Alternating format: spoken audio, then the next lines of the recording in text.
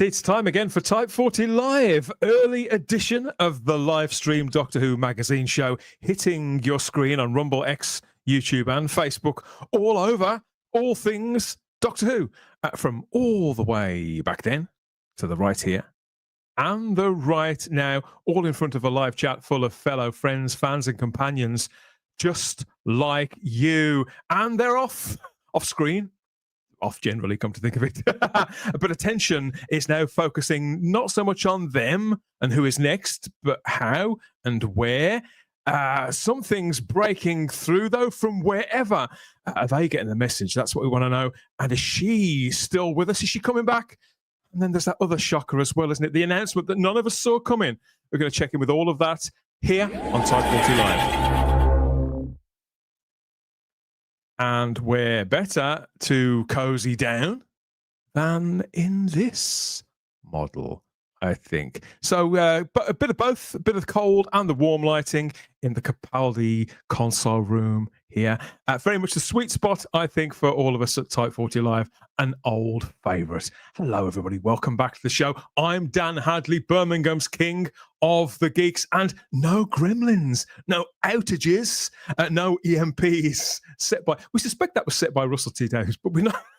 but we have no evidence, so we can't make any wild accusations. But yeah, we were sniped, weren't we, last Thursday by whatever that was. So there's even more to catch up with on this edition of the show. Got some people to bring on. They're bound to have some opinions about all of that as well. I can tell you have too on YouTube, Rumble, Facebook, and X. I can tell that because the comments have already started. So get yours in early and like the video now too while you remember, because there'll be far too much going on. You'll be having much too much fun and getting it all out in the way that we like to here at Type 40 Live. Okay, so who next? Who first? What's my name again? What a weekend. Let's catch up. I think he's sunning himself, sort of, or at least sunning his back, the back of his head and neck. Welcome back to the show, Anthony Weiner. Oh, hello. Good evening, Dan. Hello, everybody. It's great to be back. It's such a boiling hot hit day here. So I thought I'd sit out in the garden. It feels like the Radio 1 Roadshow, doesn't it? I feel like I'm out. I feel as though I'm out on location. It's somewhere in the UK, and you have to go and find me. But I'm stop doing life. that, won't we? Oh, yeah. Like when the Big Breakfast used to send Keith Chegwin out. You'd be down for that? Go and knock somebody's door. I'd go and knock anybody's door. You send me to, I know. Let's go knock on Stephen Braddock's door this evening, or Garbage. There you go. I've just been chatting to them in the chat, so let's go and knock on their door. Yeah, good to be back. I missed it last week, Dan. I missed the show on Thursday. You were missed. It's good to be missed, but I'm back tonight, and I have lots of opinions about CBBS and everything. So it's good. It's a good show for me to be on. You got a few in the barrel, right, waiting to let rip, have you? Oh yeah, I have, and I've got my big, as usual. I've got my very big mug of green tea. Oh, you have that? Yeah, but it's like we said the other day. It is chipped now. It is a chipped sports mug. So. Get a new one, the way I need a new one. But so welcome. Question remains: is that a really, really big mug, or are you just further away? Let us know in the live chat which one do you think that is on YouTube, Rumble, Facebook. Like in the Robots of Death reference, yeah. Look. Get the classic cuts in whilst when we can. And if we don't, you can bet that Charlotte Shields, she absolutely will. Hello, everybody. It's Happy nice New Week. It's nice that we're working, because me and Dan on Thursday were sending messages to each other like, why is it not working? What's happening? Making sure we were fully functioning, or at least between the ears. At any rate. Yeah, but we got through in the end, didn't we? And here we are, a few days on. And I think both me and you sort of said afterwards, it was lovely how people stuck around in the chat. And I think we have to sort of say again, we were both, and a lot of us were sort of blown away that you guys, for about 40 minutes, were still chatting away. And so that just shows that you guys are absolutely amazing. And I think we all just want to say that again. Thank you very much for that on Thursday. Oh, yeah, and the pubs were open as well, so it's even more impressive, isn't it? Good going. Yeah, well said, Charlotte. I couldn't agree more. Yeah, it was somewhat of a trial. That's only the second cancellation we've ever had in all the time that we've done this. The first time was when the Queen passed away, and we were everybody, the whole nation was shocked. Yeah. Big shocker, because when I confided that to Luke Walters a few days ago, he got completely confused, didn't you, Luke? Yeah, I thought he's been going since what, Freddie Mercury died? Like, whoa, go on.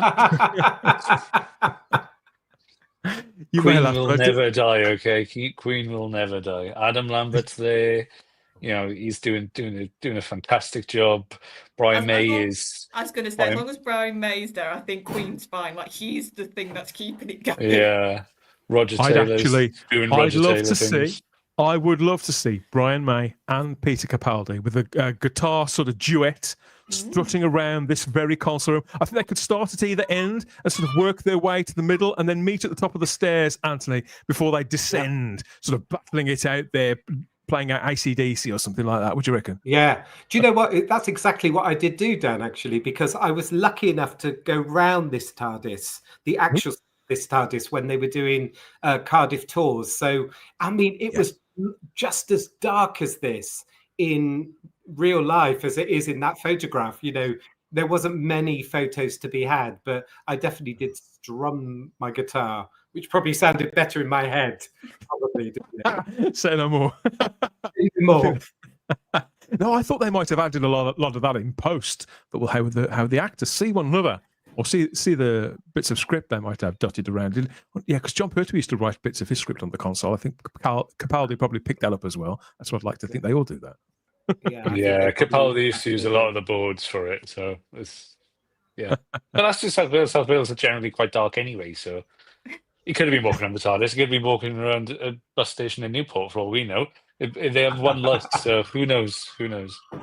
I tell you what I do think, though, Dan, about this particular console. It reminds me of the kind of wooden classic series 14 TARDIS. It's a bit darker than your normal TARDIS console room. It's a little bit darker and a bit grimier. I'm going to go with it's grimy, atmospheric, and full of dark shadows.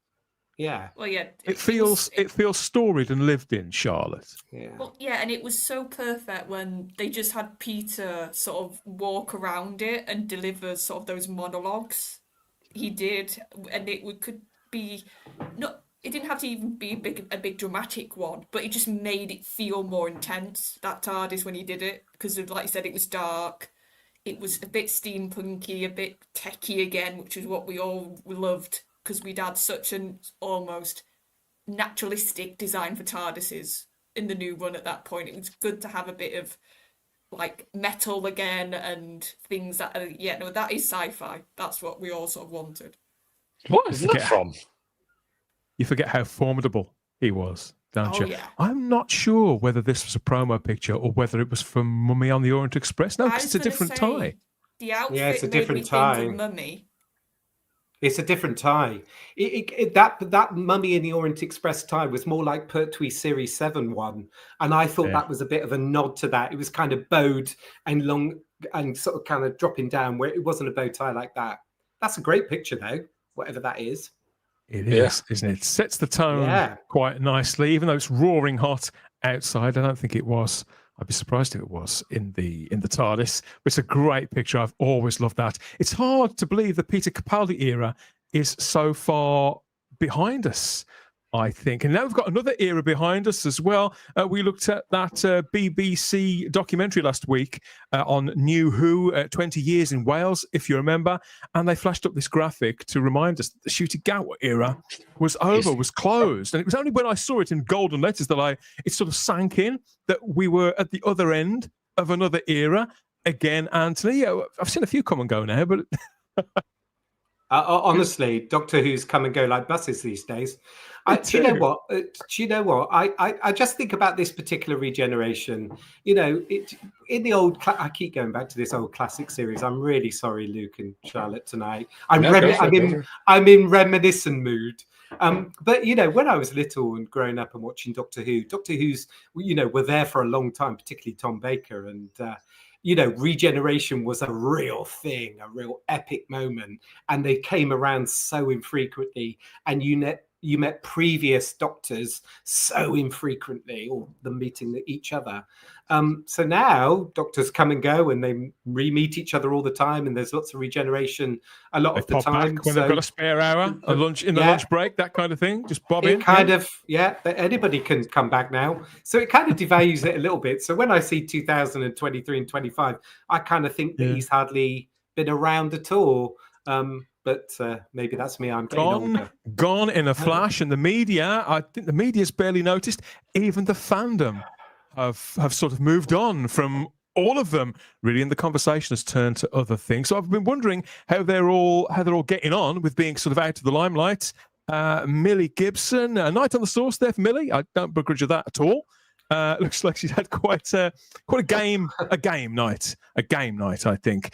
As for her successor, Varada Sethu, she's been out with one of her predecessors, with the original New Who girl and a friend there, or the latest Doctor, depending on who that turns out to be. But anyway, they've all been out together, swapping TARDIS stories there, according to Varada's Instagram account there. I've been looking for the Doctor himself, or the former Doctor, but he looks like he's still out there touching grass. So suppose we have to check in with him. He's gone to ground. That's what he's gone to ground. So the story, I can't say I blame him. So all of that is very much to be continued, as they'd insist on it being.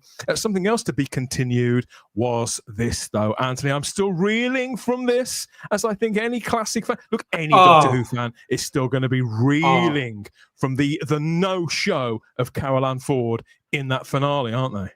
Oh, do not get me started. Since I was on the show 2 weeks ago, this has grown and grown and grown. This, I don't know, what's the word? Hatred, this dislike of such a classic series character being used in such a way, and her stories not been told. And I read lots of things online about potentially what her stories were and were going to be. So I think she's possibly escaped that conclusion, perhaps. But yeah, a classic series that we wanted to come back, and we talked about it on the show numerous times. You know, she hasn't been a character options figure. She didn't do a Tales from the TARDIS. And here she was in a moment of glory coming back to Doctor Who, and it made absolutely no sense whatsoever. I can confirm to you, whilst I do know, and this is again information exclusive, I think, to Type 40 via our sources, several sources. Yes, Carol Ann Ford did shoot further footage, which was removed from the final cut. However, that story that's in circulation everywhere, it's even made its way through to the mainstream media. That's not true. That synopsis of what they claim is in that original ending is not true. So stay tuned to Type 40 Live for more of what could have been true and where it really was going at some point in the future. But happier days today. I did want to talk about Carol Ann Ford a little. I thought this could cheer us up a little because the original co-star of Doctor Who there with William Hartnell all the way back in 1963, this very day as she's celebrating her 85th birthday here. And Emily Cook, sometimes still with Doctor Who magazine, has shared this exclusive picture that she took just a few years ago in Carol Ann Ford's actual back garden of the woman herself there relaxing. And there is something very Susan about that sweater somehow. But it's just lovely to see nice images like this of our legends.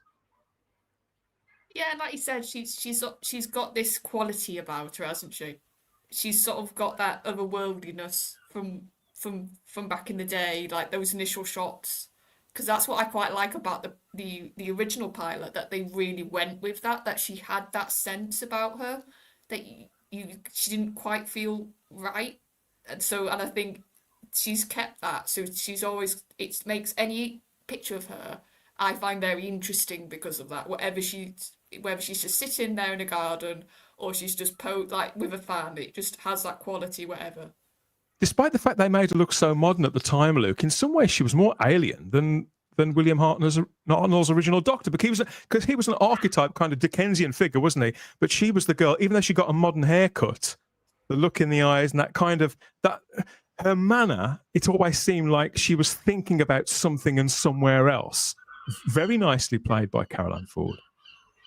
Yeah, and it's a shame we didn't get more with her in the finale, because I think I might have heard what you've heard, Dan. But yeah, it's a real shame to bring her back. And well, we know Dimensions in Time is canon now, so she's been back a lot sooner. So it doesn't really matter now, does it? If she was back in the 90s, so I it's don't not so much suppose of a it link. does. But yeah, no, it was. Why didn't they? If you know you're not going to have her in the finale, why not just cut her out of the Interstellar Song Contest? You It's know a very, why? it's a no, You but it's know yeah, but why? it's such a quick cut. Like it's a 2 second cut. You just be like, look, we're saving her. That she's not in the finale. Let's just cut it. It seemed like such a yeah. I don't know. I It's such a believe my misstep. my gut instinct tells me that they kept that in largely because they're trying to boost the career of the person who wrote that particular episode. I think it's all about that. If it was any other writer, they would have probably have taken it out, but they are determined to help that person in their career, no matter what. I'm not denying that because of how much of a cushy placement that aspect. Like, there's a reason How many that weeks? episode... How many weeks on are we? We're about 3 or 4 weeks on, aren't we, Charlotte? And let's face it, does anybody ever talk about the Interstellar Song Contest for any other reason but the appearance of Susan now? Well, also the torture stuff, that's still going on. Yeah,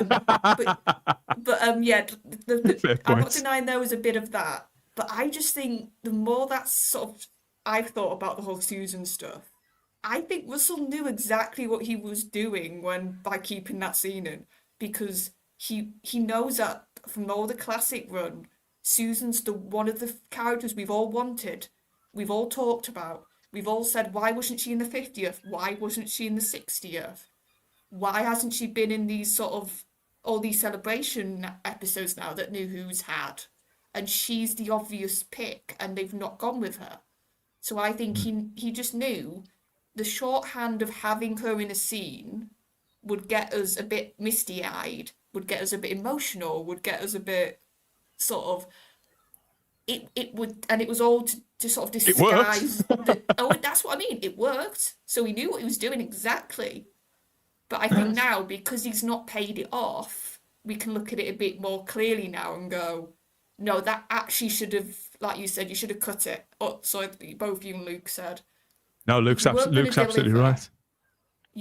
But then this is the Russell we've got now. He's just thinking for content. He's thinking for clicks. He's thinking for what can get people talking in a very sort of, not with any substance, just have a bit of noise, have a bit of discussion, but actually when people think about it, they go, what was that about?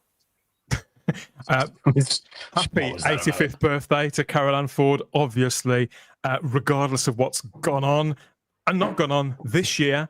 Carol Ann Ford remains a very special person in not just the hearts of Doctor Who fans, but in the legacy of the whole show. So again, that's essentially a bit of a theme here. That's also to be continued as well. I'm sure it'll make sense somewhere along the way later on. It's a good job we can laugh about it. I hope that she can. It's a good job we can laugh about it. I've had a good laugh about it in the last couple of days, mainly thanks to BBC Radio 4. Believe it or not, the BBC themselves. I don't know if you guys have been aware of this. This is when you know things are really going tits up. When the BBC, who usually, they keep a tight ship and there's no dissent in the ranks, over on BBC Radio 4, they have broadcast a searing piece of satire on the current Doctor Who, specifically on the season finale. Have you heard about this, Luke? Yeah, they have. Yeah, I was really surprised to see. It's John Coleshaw, wasn't it, doing it? I was like, John Coleshaw. I was like, oh, ho, ho, ho, that's a little bit spicier than I thought it was going to be, because obviously there's a lot of stuff for Big Finish, and he did the comedy sketches before, playing 10, 4, and the Eurostar one is fantastic. If you haven't seen it, go see it. It's Tom. He pretends to be Tom Baker on the Eurostar, and it's just utter chaos. But yeah, when I first saw it, I was like, this isn't real, surely. And then I watched it, and I was like, oh, well, listen to it. Sorry, I thought it hilarious, absolutely hilarious. But yeah, I can't believe there's dissent going on in the BBC, and it's all in jest. I get it, but oh wow, they're literally going after their cash cow for themselves. It's like, I guess it's the thing, isn't it? If you can't laugh at yourself, then I think you need something checked. So maybe it's one of those things to be like, hey, look, we realised that didn't work, and they're just having a getting ahead of it. Well, not so much ahead of it because everyone's been doing it for about 2 years. But jumping on the hey, and I enjoyed last season. I had a great time. So, and I'm now a massive Jodie fan. So who am I to talk? But the comments will crucify me for that. But yeah, no, I thought it was really good. To be honest, though, really Luke, good. it is healthy for anyone. I think learning to laugh at yourself, generally speaking, Yeah, as a life skill, is a good thing. And in media, back in the day, actually, you'll remember 70s, 80s, even into the 90s, it wasn't uncommon for example, the Kenny Everett show, the Russ Abbott show, to take the piss out of shows that would have been on the same network, and it was all fine. It was all seen as fair game, and there was no ulterior motive. It wasn't seen as passive aggressive in any way or politicized in any way. It was just, this is all make believe. Let's all have a bit of a laugh. Nobody used to think about it, did they? No, they didn't. And actually, the history of Doctor Who being sent up, for want of a better word, is historic. I mean, going back to the classic series again, I did a little bit of research because I potentially thought this was coming up tonight, Dan. The 31st of December 1963 is the first recorded kind of Doctor Who spoof with Clive Dunn from Dad's Army playing the first Doctor. So Doctor Who has this kind of history of being sent up by the BBC. I think early on in 1964, Bernie Winters had done a Doctor Who sketch on his programme called Dr. Smoo. So there was always that potential, I think, in the BBC to kind of send up its programme. I think it was Oscar Wilde that said, if the worst thing about people talking about you behind your back is if they don't talk about you at all. So I'm guessing I'm taking a positive from this. If they're not talking about Doctor Who, then it's kind of dead. But here they are kind of sending it up. I did listen to it. It was sent to me by numerous people, most of whom are in the chat tonight, I suspect. So I did hear it, and I felt that it was part of a rich tapestry. Do you remember that kind of Spike Milligan clip? With the Dalek bashing through the house and talking about curry. I mean, it's always been Doctor Who satire has always been around. It's recently, bang on the nose, and I suspect it's because not only because the people who work on Dead Ringers have been doing this show for a long time on both radio and TV at BBC Radio 4, but also, as you said there, Luke, John Colshaw, who is, I don't know as much as the leader, but he's the guy from Dead Ringers. Everybody knows his name. He's such a massive Doctor Who fan. I think we should have a quick blast of this sketch. I think it's likely to become infamous. Now on BBC One, it's time for the last in the series of Doctor Who. Yes, it's still going. I was surprised too. Production as well behind this. It's great, yeah. Hey, Commander Stewart, what's going down, babes? Doctor, thank God you're here. There's a CGI monster from another dimension destroying the whole of London. Again. Plenty of time for that. Give me a hug. Hug? Laters, I'm off to regenerate into Billy Piper for clicks. They've got that pretty much on the money, haven't they? It's fantastic. Fantastic. I think this is like on the Saturday I saw a couple of fans online say, wow, the BBC's taken the mick, and I was like, what? So I found it because I was like, surely they haven't properly done this, because even during the Jodie era, when there was plenty of criticism around, they kept stum. Like they didn't really reference any of it. And like if they had to talk about Who, it was always in a very glowing light, even when it clearly wasn't working. So I thought I'll listen to this. And like you, I was just like, oh, every line to me, came across quite scathing. It wasn't a sort of Dead Ringers in the past, and you referenced those past things. They're done in a sort of this sort of almost cuddly way of taking the mick a bit. There's still that sort of sense of, there's still a love there. There's still sort of... It's playful, and it's innocent, and it's very, very loving. But this was quite... I wouldn't say it bit in deep, but it was more biting actual satire. It felt like on purpose every line was written to address what's wrong with the show.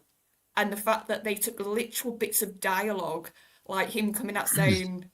give me the loving, and the whole Yeah. sort of, we're all your children, which we all Because took the that was mick out of last that. year. The Gimme the Loving thing was last year. So this is someone who's written this and put this together, who's been watching and listening And very, not very closely. liking it. And even if they haven't been seething about it, it's been gradually picking away at them, I think, in the way that it has Yeah. a great many of us. Even, Luke, I've enjoyed some of it too. I have. But I think, it does. It's sort of, you're aware that even though it's got certain virtues and certain good things, and some weeks are better than others, you think, oh, really, does the characterization really need to be like? And that's what I believe that John Coleshaw is suggesting here, that they've just got it all wrong.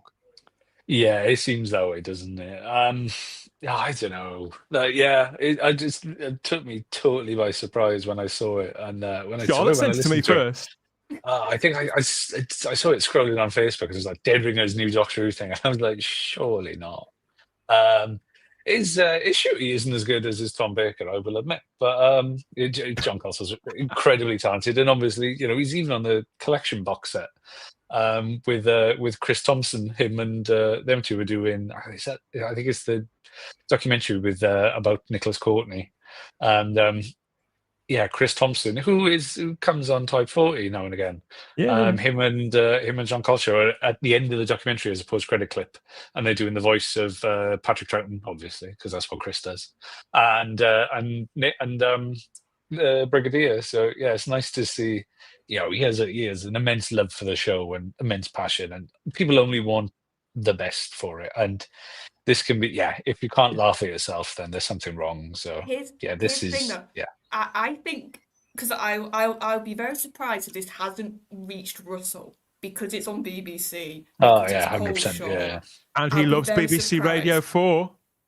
So I think this is really going to get on his nerves. I think this is going to get to him because it's one of his peers. It's what somebody in the industry sort of laughing at him, laughing at his writing, at the whole sort of, when it talks about how the Doctor has to be praised and told how brilliant he is, and the whole line about it died of cringe, the monster.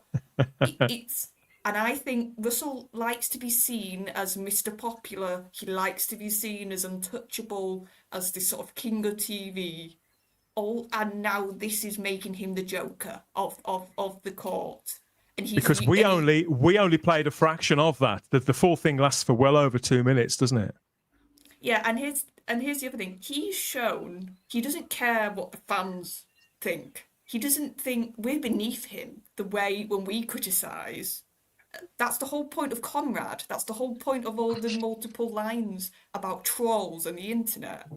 Yeah. But now he can't ignore this. He can't call John Coleshaw a troll because it's on the BBC. Russell's perfectly. Russell and his pal Pete McTighe, they're perfectly entitled to put whatever and whoever in their scripts if they feel confident enough in what they're saying, and put it out there, broadcast it, and even say what they like about us, their audience, their fan base, whether it's any of us, you, or John Coleshaw, as long as they are prepared to accept that now, in the 21st century, we have the voice, the means, and the platform to give them plenty back, and far, far quicker than ever before.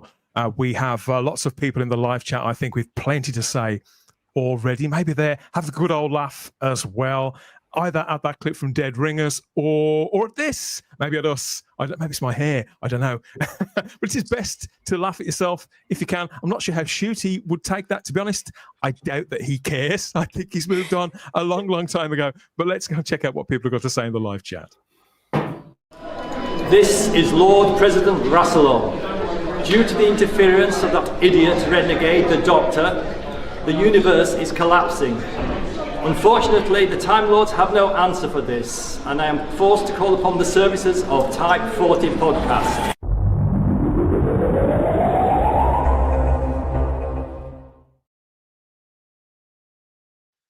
There you go. Listen to the wise words of the Lord President himself. Got it.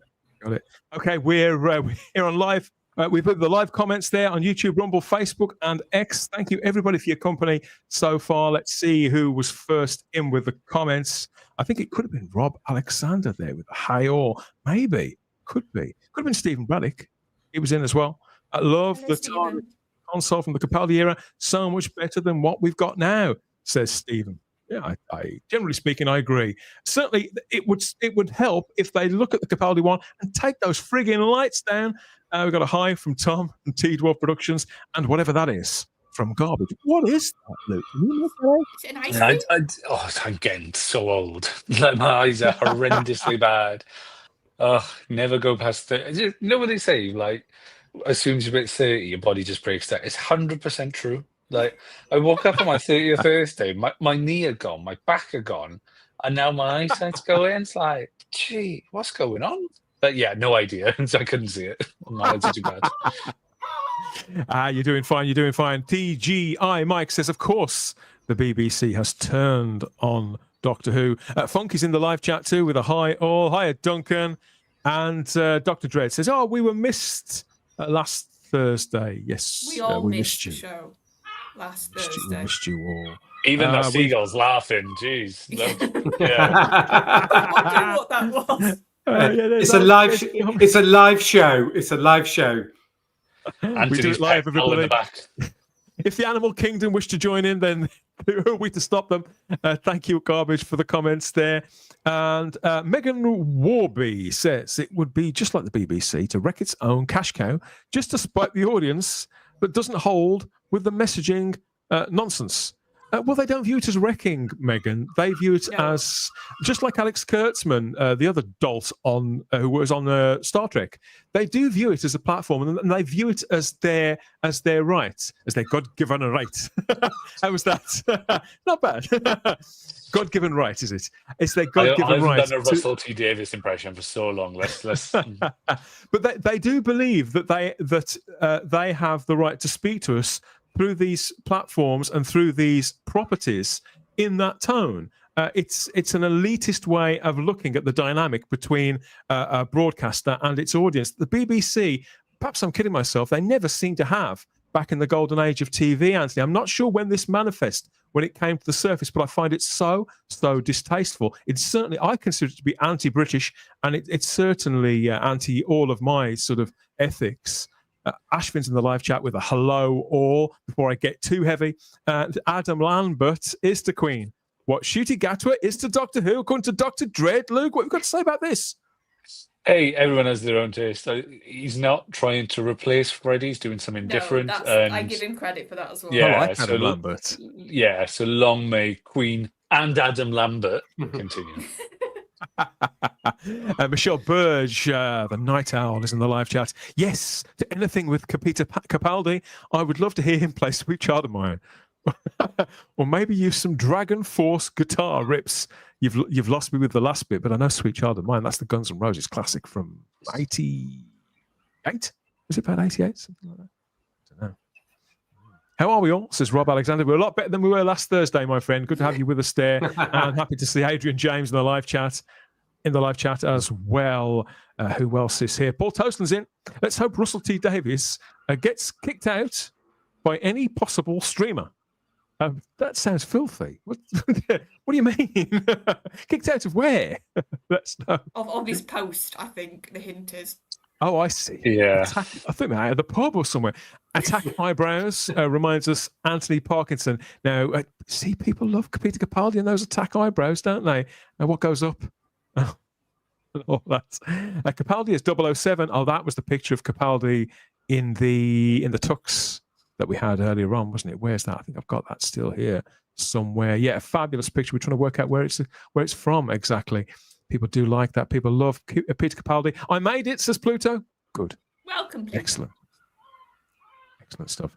Dr. Dread suggests, Anthony, there's no classic series, just proper Doctor Who, and the rest is something else, says Dr. Dread. So somebody's been broken, I think. And Chunky Gilmore says that we first saw Anthony's God in the one show. That's true. True?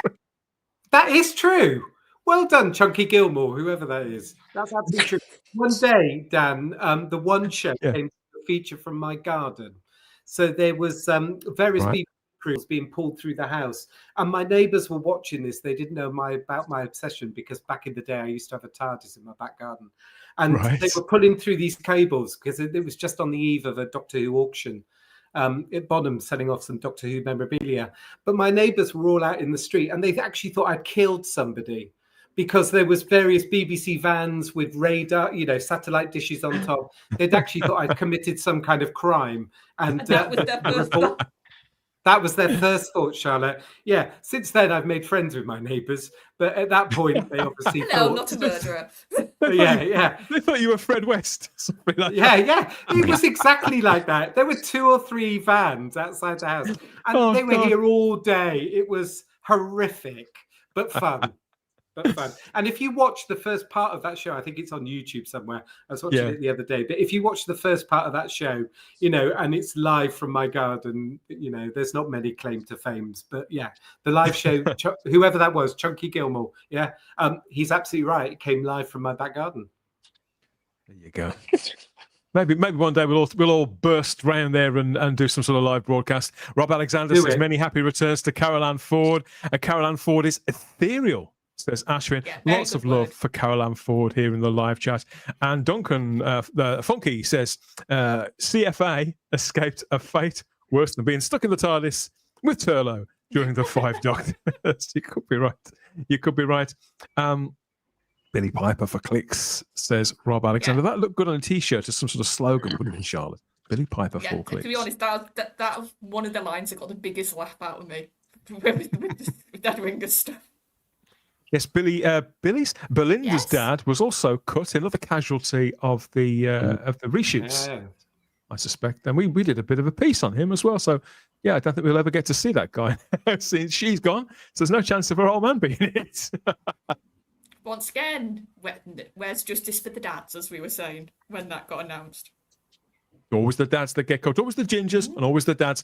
Carol Ann Ford looks full of life for her age. She's bright and shines like a star. So Super John, what beautiful words. We'll have to send that to Carol Ann Ford. I think she'd like that. Or the CFA as we're gonna CAF as we're gonna refer to her from now on. And Rob reminds us that she was great as Valerie in The Likely Lads. Yeah, she was the barmaid, wasn't she? She was the she looked great in that. 70s girls, I don't know. We have Pluto also echoes what we were saying about that too. And Chunky Gilmore is in there as well. Please leave Russell. And I'm not watching the spin-off either. So Chunky's reached the point where he wants no more whatsoever from Russell T Davis. Ian Scales is in the live chat as well. It's strange how producers tend to repeat the same mistakes, bringing back classic things simply for clicks from fans. I mean, the in all truth, I mean, the clicks thing, it's a very modern thing, isn't it? It's for what that signifies, I suppose, is a quick burst of attention, new shiny thing to get something back in the media, to manufacture interest, Anthony, where sadly there wasn't any, because throughout that 8 or 9 weeks, most people sadly didn't know Doctor Who was on, did they? Yeah, and I go back to my point that I've raised numerous times on this show, that, Series 1, we were told, was a jumping on point for anybody that was ready to jump on. Yeah. And by Series 2, it was the most lore-heavy season finale I think we've seen. We had the Rani Omega, etc., etc., etc. It was so deep in lore, but this apparently was a jumping on point. So I think they forgot about that in Series 2, for sure. Garbage is offering us hugs all around. It's very kind, very civil. It's very kind. It's nice to feel the love, isn't it? Nice to feel the love. Lovely. And Anthony Parkinson says it's rare to get some truth from the BBC. You're absolutely right. And Chunky Gilmore says John Culshaw isn't expecting to ever be cast as the Doctor. Then he has spoken several times how he never imagined himself as being just a Tom Baker impersonator. He has always harbored a desire to be cast as the Doctor, but they simply don't cast guys like that. They don't cast character actors anymore, do they, realistically? Any gimp who's got a load of people following on Instagram now seems to... Yeah. They used to cast actual actors. Dear me. So yeah, have you heard? What's Uma Thurman's daughter? Is it Uma Thurman who was in Kill Bill? Yes, yeah, her daughter with Ethan Hawke. Ethan Hawke, yeah. So her daughter, obviously, she's in Stranger Things, so jumping fandoms. but she did an interview recently where I think she was in a casting or was going up for a casting with something, and the producers or the agents said, well, you need to have X amount of million followers on this platform or this platform or this platform to be cast in this role or this role or this role. And she I don't think she did at the time. And so I don't think she got the role, I think, from what I read. And so that's mad if you think of Ethan Hawke and Uma Thurman's daughters going through, like, oh, well, you haven't got enough Twitter followers or not X or Instagram or TikTok. Like, it's the world of casting and TV has just gone absolutely haywire in terms of that. I get it because it's a marketing thing. If you have someone sharing it instantly to their feed, it's going to go out to 2 million people. But the fact now that people are like actively putting it into their casting calls, be like, I want this person must have over like X amount of followers is absolutely crazy in this day and age. It's a weird bar to have to hit. Yeah, it's awful. And the shooty thing, as in Doctor Who's case, maybe in other cases it's very much a truth that it helps shows, but it's very clearly not helped for Doctor Who that they were boasting about Shooty's Instagram, like how many followers he did have. And it's very clear that not a lot of them actually watched him in the role, or they maybe watched one episode and then went. Well, it'd be helpful if you shared anything. No, that would, you know. Can I just say, Dan, as well, I always have to give a kind of old school perspective of this. But back in the day, right, Luke and Charlotte, listen to this. When you wanted to, right, sit down, you two, I need to tell you something. Yeah, good, Luke, thank you.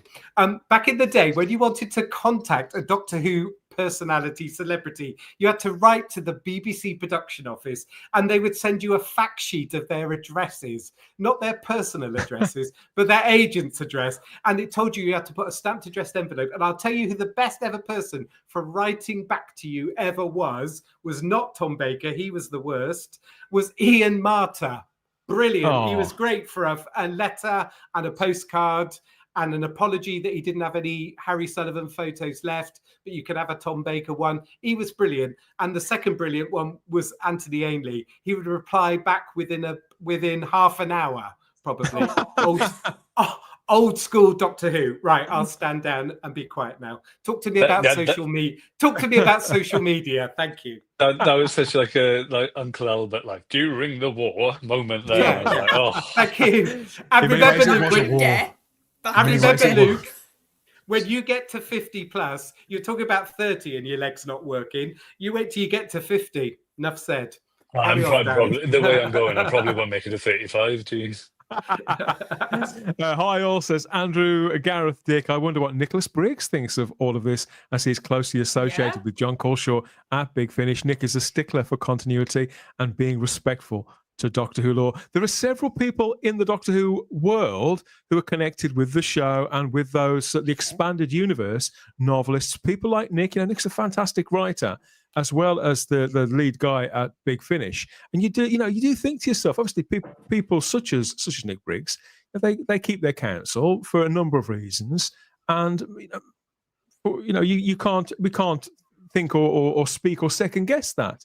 But people such as those key figures, several novelists, Paul Mars is another one, sells a lot of books, just like Nick sells a lot of audios. And you think, well, what must they think? These people who are experienced storytellers now across those mediums, who sell bucket loads of stuff and arguably get better at what they do, when they see the stuff that's on television, they can't think this is good, can they?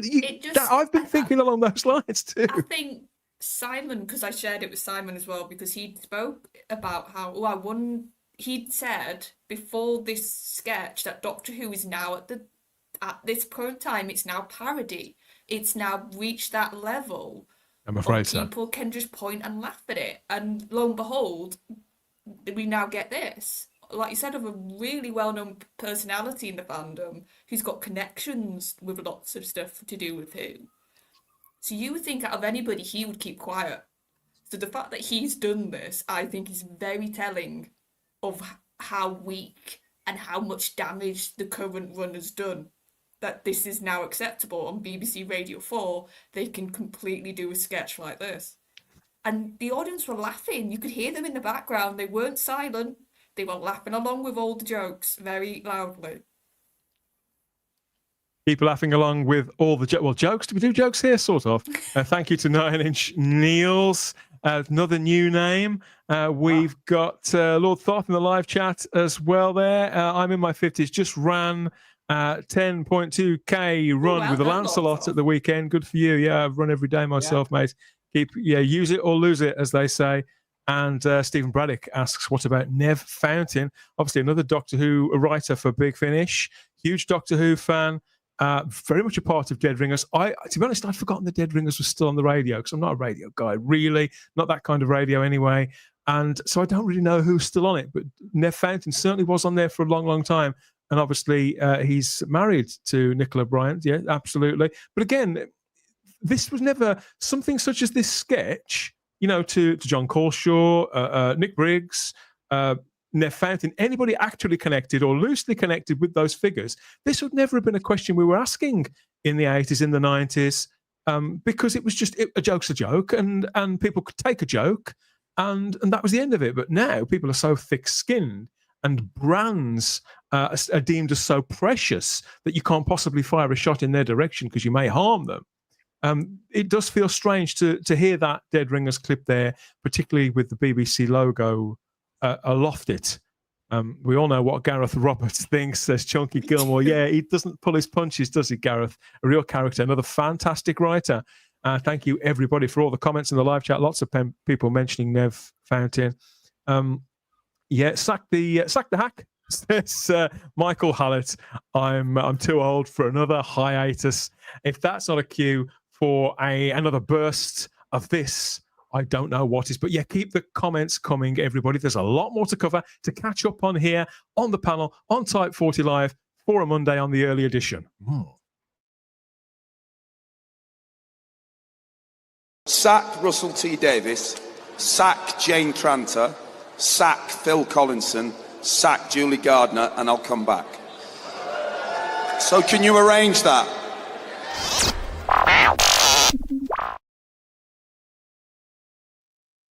Never say never, Chris. Never say never. Yes, all new Doctor Who. Doctors number 14 and 15. Both of their eras have now been and gone. The Disney Plus era is been and gone. Since we last talked about this, it now does seem to be accepted and very much out there, not just in the broader fandom and all the people who called us liars back in January when we broke this story.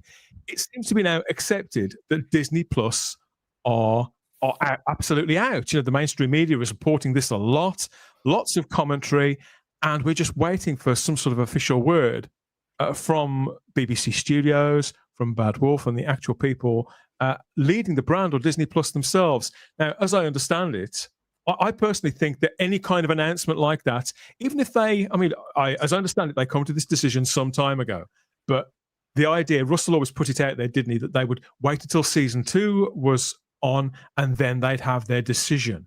But there's also an assumption here in the fan base that just because Russell said that people such as Russell and Julie Gardner and Bad Wolf, or anyone at Disney Plus, there's this belief from within our community that just because they have an answer, they may have an answer, that they have to tell us. And I don't think that's true at all, Luke. I think they probably could hang on to that information for quite a long period of time. And to be honest, if it was me running this intellectual property, and come to think of it, any other property that I followed over the years looking at pop culture, what actually tends to happen is that people never announce really the ends of these deals. They actually just announce the deal that's just been secured to succeed it, because that way you're leading with something with something positive and something that's moving forward, rather than kind of ringing a bell of doom and announcing a death of sorts. So what do you think? I think that the confirmation that we'll get about Disney Plus being out will actually simply be whenever they've managed to get one of the other three actually in their place. Do you know what I'm saying? Yeah, no, I completely agree. You never hear like, oh, we partnered ways with this, we partnered ways with this. It's going to be like, oh, Doctor Who's coming back in 2027, and we've secured a brand new streaming deal with Netflix coming on as partner, or it'll be probably Amazon if anything, because they've been after the property for years. The rumor is they want Bond and they want the big British big hitters, and they want Bond and Doctor Who under the same roof. So, and they do listen to Makes fans. sense. Obviously, like look, Lord of the Rings. What happened? Season 1 went Rings of Power went down. And went down really well with went down really badly with fans, and they course corrected. And season 2 was very widely received, really well. So to cut back to that, I was there for that when he said, "Sack Russell T Davies, sack Julie Tranter." Were you? I was there. I was Let's have a look. there. Whoa! Yes, I was there. I was there for that. Sat at the back as soon as he said, I was filming it. I might still have a video on my phone, but I filmed just a little bit, and he said it, and I just went. Yeah, that was a good day. Good day. Bailey Piper's like the nicest human being in the world as well. She's incredible. But yeah, no, they probably announce. You won't hear like, oh, we've thanks to Disney for helping us with the last 2 seasons, but we've moved on to other pastures new. It'll be kind of thanks Disney for all your help, but now look at this shiny new deal we got. Forget Disney ever happened. So that's how we will go. It won't be like this is the death of the Disney deal. So. Yeah, you're bob on. You're absolutely bob on. That's the severed head that a great many of the fandom want, isn't it? And what the commentator space kind of want. They want that moment, I think, but it's just not gonna. It's just not gonna happen. Not at all. No, I've always believed that Prime is the natural home for this. The BBC had a good thing going with them with Ripper Street all those years ago. Prime have been carrying Doctor Who Unleashed for a long time now. And even though I think I'd be excited if Apple were in the equation, I think that the perception of Apple as a brand, because they do make very high-end genre content, I think it's too high-end. I think it's too boutique. I think Doctor Who needs that populist platform such as Amazon. There is obviously always Netflix. They're still the brand leader, I suppose. But I think Netflix is recovering some of their reputation.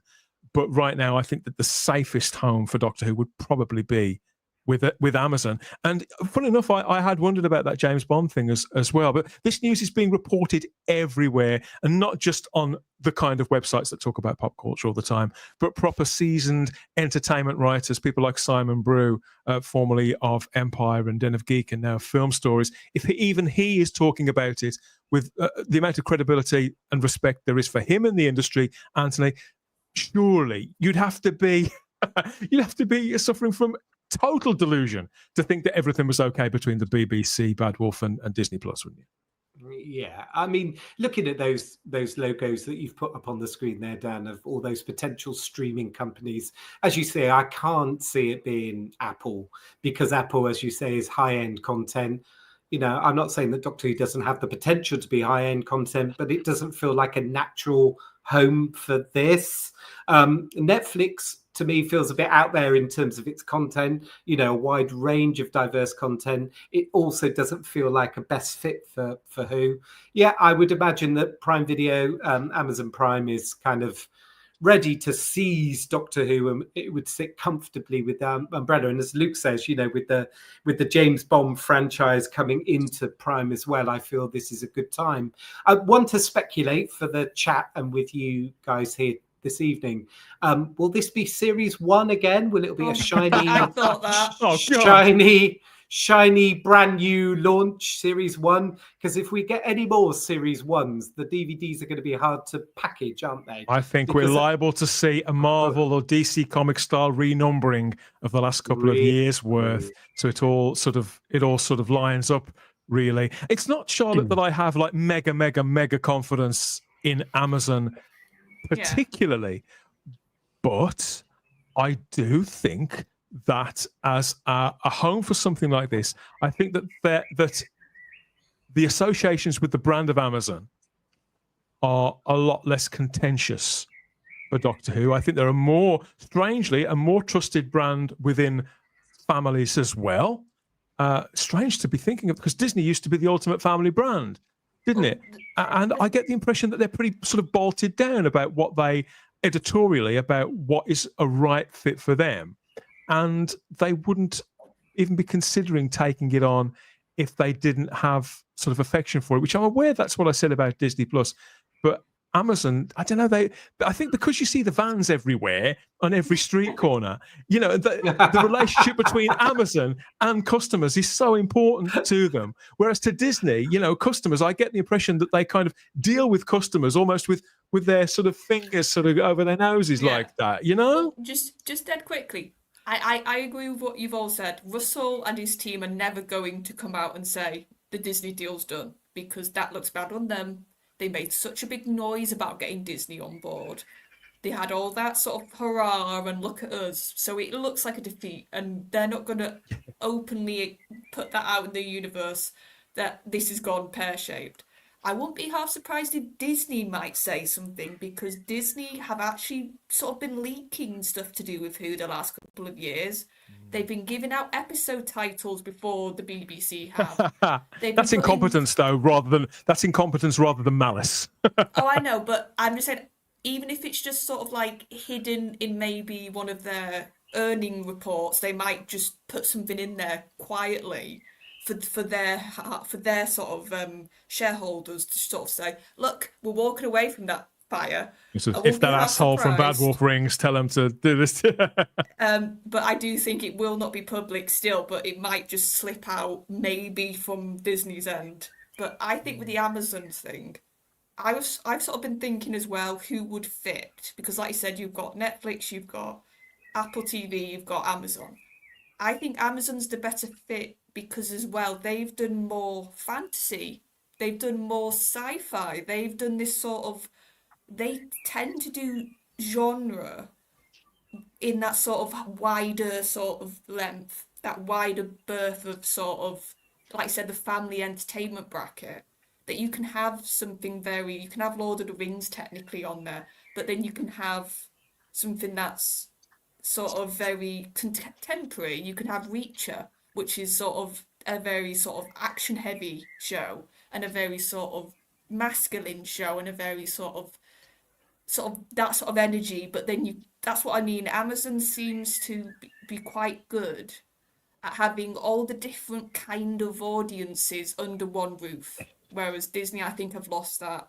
I think Netflix have lost that because they went too sort of, let's be everything for I must everybody. admit, even when I do see stuff that's perhaps a little more contemplative and artsy that's connected with Disney Plus, it still has that kind of Disney Plus vibe and sheen and feel about it. You know, people keep telling me to go back and try Star Wars Andor again, and even that, which was quite a distinctive show, still had that kind of house style. The more I think about what you've just said, Luke, I am attracted to the idea, and I have more faith in Amazon to do this. As you say, they had a very expensive stinker on their hands with that Lord of the Rings show. Nobody got a good word to say about that a couple of years ago, and yet they've persevered with it, fine-tuned it, and they've clearly got very hands-on with it to make something that's right, that's clearly right for their audience, or getting righter, that more people increasingly seem to be happy with. I've never seen it, so I don't know. But everywhere I've seen it reported, I've seen so many people have a complete turnaround on that show that I'd be silly to ignore it. I don't know if I'm the market for that particular show, but I have seen so many people say exactly what you've said. So so that suggests to me they're responsible. They're not just going to sort of send it away, and then if it doesn't come back in a state which fits their house style, the way that I get the impression Disney do, they're not going to just sort of wash their hands of it or tuck it away somewhere and not promote it. But obviously all of this is like mindless speculation in many respects, because plenty of Amazon shows have failed or discontinued. They had a show based on the Bourne Identity films, didn't they, called Treadstone, which looked like it got written all over it, and it just sank without a trace. So there are never any guarantees with any of this stuff. No, the only trepidation I got about the Amazon deal is if you look at what's happened with Bond now. I know Barbara Broccoli, I think she moved away from, and that all producers, they stepped away from James Bond because Amazon kept calling James Bond content. So it's like, right, okay, we're going to be sleepwalking into the same trap. But you look at, they do have the shows that come with baggage and lore and fandoms already. Like you look at The Boys, for example, and Fallout as well. They've treated the source material incredibly well, and fans I love love it. And that they show, and recognise. I'm not a gamer, but I love that show. So it's you can tell they treat. If anything's coming in with a fandom, they do tend to treat the back catalogue really well. And right, okay, cool. What do fans like? Let's translate it well. And so Luke, they've are done they a doing good that job. thing with Henry Cavill? The Warhammer. I think it Warhammer. might have got. I think it might have got cancelled. I think it might have gone. Everything Henry Cavill's touching seems to be getting cancelled recently. So okay, bad example then, because it did seem that they were because they had brought him on board with that creatively, hadn't they? For the reasons that you've just described. yeah, massively. So I hope it goes ahead, because that'd be really cool, and you can tell. Cavill was very, very. You know how much of a Warhammer fan he is. So yeah, he got chastised on the set of The Witcher because he was the one who actually read the books. he was telling the writers. He's like, well, this wouldn't happen. This wouldn't happen. That's this what he wouldn't got in happen. trouble for. He knew the books better than the showrunner. Yeah, so, but I don't know. But they do seem to treat stuff with built-in fandoms really well. So it would be a great place. And obviously, they do have endless amounts of money. But let's go back to basics, Doctor Who. Let's go back to wobbly sets and janky costumes. I don't Let's even get that mind. British charm I don't back even into it. mind people at these streaming platforms looking at something, any program, even Doctor Who, as much as I love it, I don't mind them looking at it as content up to a point, as long as there's somebody else in the room who sees it differently at the same time, and they listen, they look at it holistically, they look at every aspect of it, because Doctor Who is a populist brand and show, and the only time it ever runs aground historically, and I'm talking about now as well, is when it forgets that it's meant to be a populist brand. Paul Thomas Ashworth asks, can't we issue a subject access request to Disney to find out to the BBC, to find out if Disney has gone? Well, no, it's not that kind of deal. It's a private deal between the BBC's commercial arm, BBC Studios, and another studio, two private businesses in effect. So it wouldn't work that way. It wouldn't work that way with this. And yes, that would have been set up that way, absolutely deliberately. Jake says, if Amazon pick up Doctor Who, I really hope they do better than The Wheel of Time and Lord of the Rings. They were horrible adaptations. A lot of Wheel of Time fans do feel that way. That's true. I think with Amazon, it really depends who the creatives are. That seems to be the thing with Amazon. Like with the Fallout stuff, the other reason why I think that could be a good sort of example to what they could do is because I do sort of know the games for that.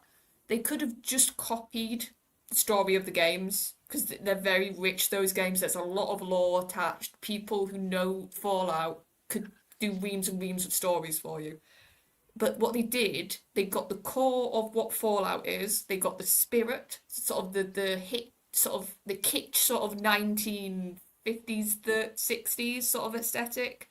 They got the sort of the tone, which is really important with Fallout, and they built on it. They did their own thing without completely going over and destroying what had come before. And then people loved their sort of new take on it and their new story, but it felt authentic. And I think that's what needs to happen now.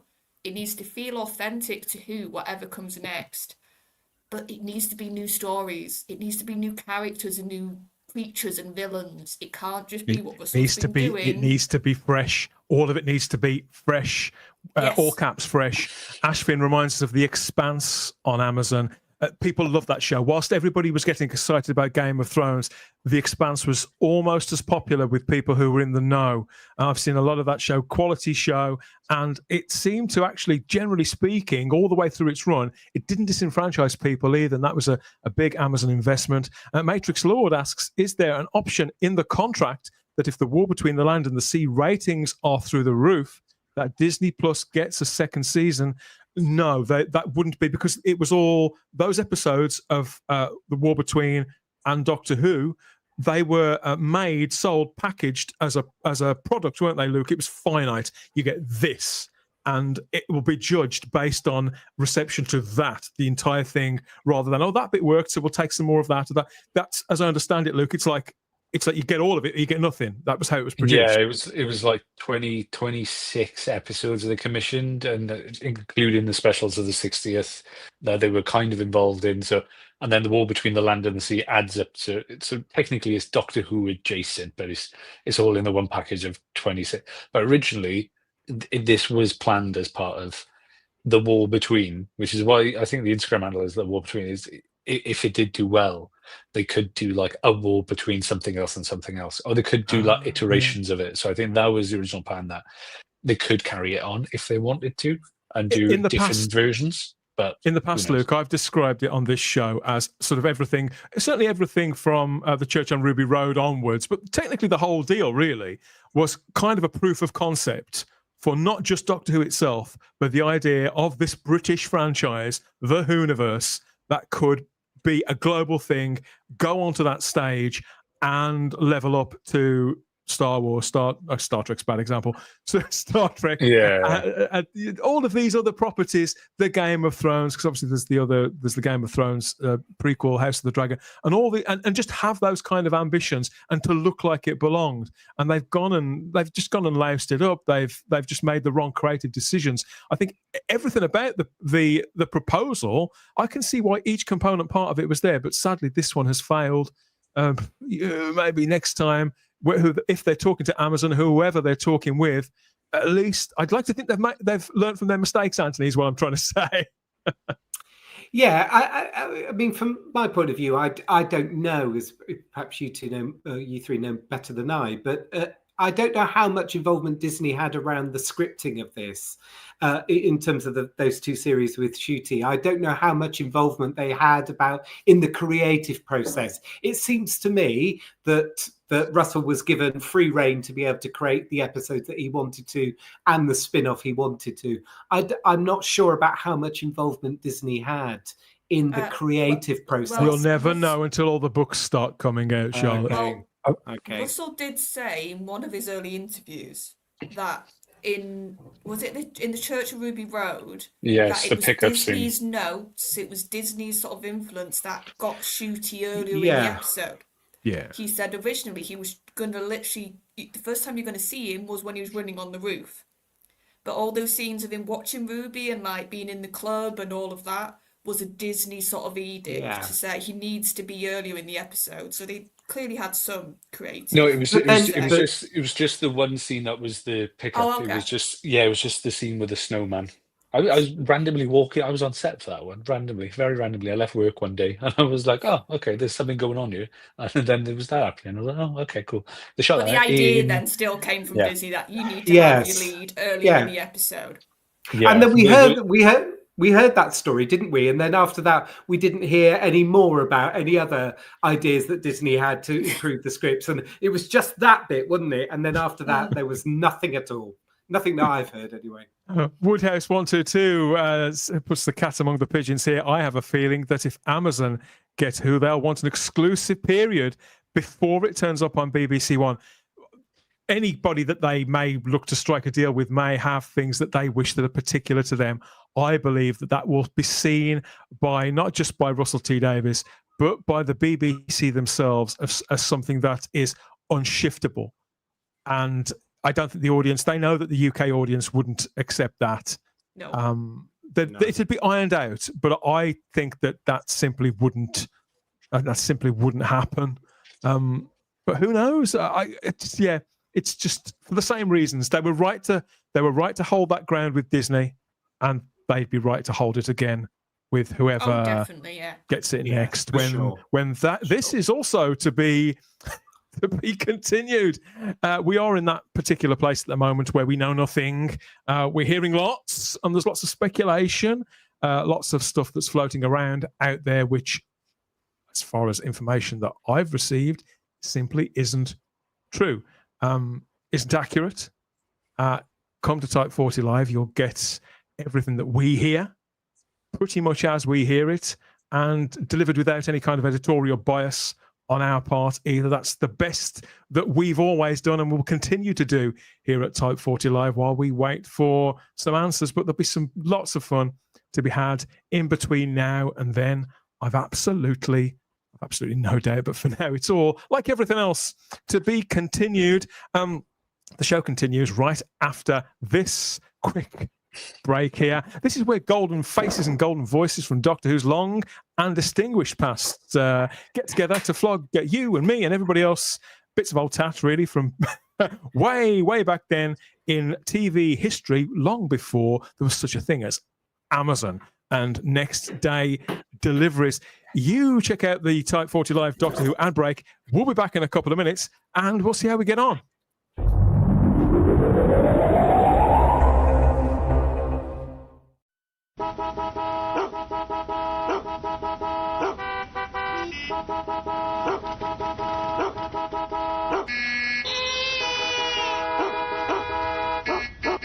Did you know there have actually been 10 Doctor Who's?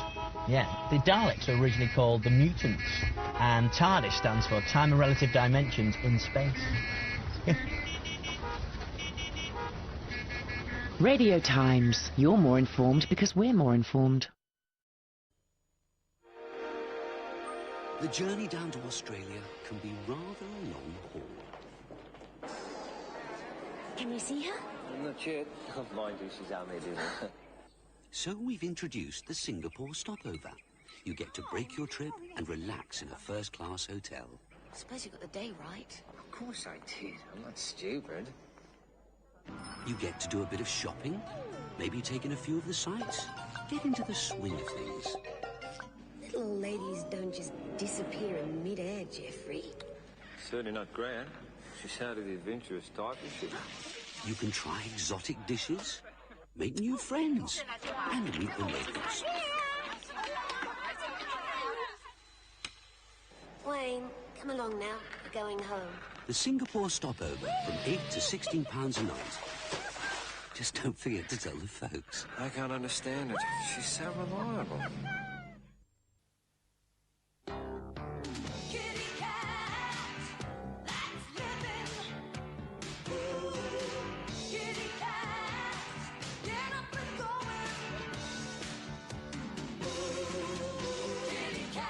Kitty Cat Supreme, high in protein.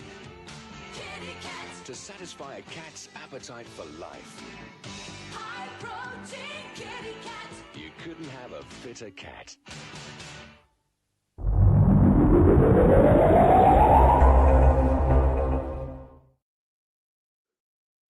Welcome back to your Type 40 Live, covering the future, the present, and the past of all things Doctor Who, where it's all very much to be continued. It's the start of another week in Geek, and we're limbering up and catching up on all things out in the Whoniverse.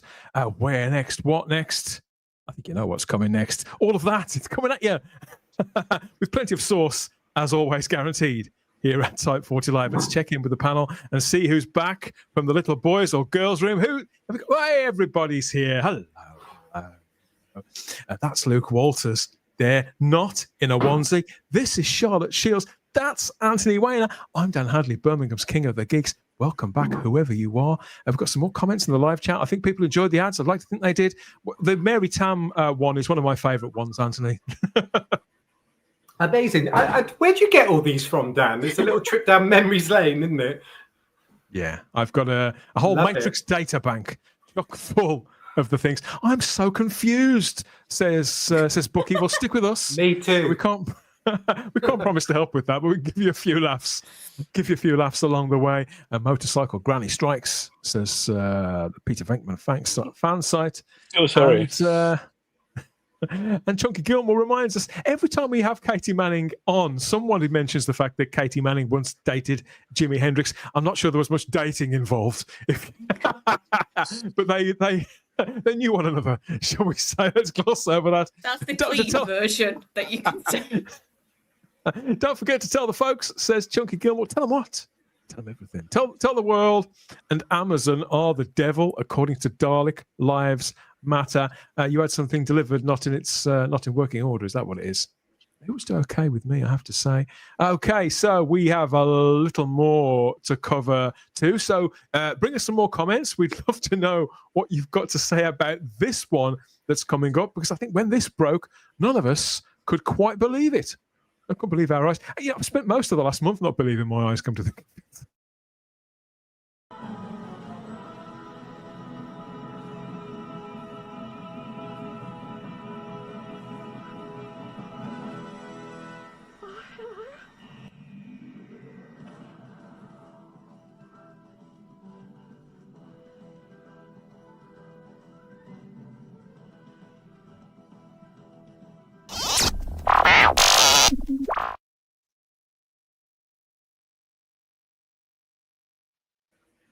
Yeah, we're all going gaga again in more than one way. Now, a wise woman once said, or sang, I believe the children are our future. I say wise woman. She wasn't that wise as it turned out, was she, Anthony? But you know where I'm going with this. The children could very well be the future of Doctor Who, though, as a brand again. Or at least they would be if the children knew that Doctor Who existed. They simply don't, in my experience, not in 2025. Its profile with anybody under probably 35 is lower than a snake's belly button, I think. So raising the profile of Doctor Who just as a brand with the lost demographics is tricky. Not just because of the age of attention that we live in now with social media, new media, and everything that's vying for people's attention, but when a brand has been kind of run into the ground as well, Doctor Who has lost the trust and the affection of parents. I think that's unarguable, and so trying to get the children, if you don't get the parents, is next to impossible. Understandably so. Because Doctor Who is a family show, trying to reach younger people again. How do you go about that, Anthony? Back in the day, they tried a few things to dial it up and dial it down, didn't they? And some of it was successful, some of it more successful than others. But now, of course, they've set the stall out with this Whoniverse brand. It was starting to look like all of this was going to come to nothing, that its days were numbered. And then an announcement came a few days ago from the BBC press office that I certainly didn't see coming, not just about the expansion of sorts of the Whoniverse in line with another BBC brand, but the fact that it was at an arm's distance from everything that's been going on at Bad Wolf Studios and Disney Plus, and all the people who were involved in it. So I was very surprised to see this pop up on social media. The BBC is expanding the Whoniverse with plans for a brand new preschool animation series, which will see the Doctor's adventures come to CBeebies for the first time ever. A whole generation of kids has grown up watching CBeebies. At first founded in 2002. I couldn't quite believe it when I went and looked that up. It was a sort of spin-off, really, from the BBC's long-standing children's brand, Children's BBC. And the first shows that ever aired on CBeebies, the dedicated network, were things like the Teletubbies, Step Inside, Come Outside with Auntie Mabel, and Bits and Bobs. So it's all that kind of stuff. So it's preschool television.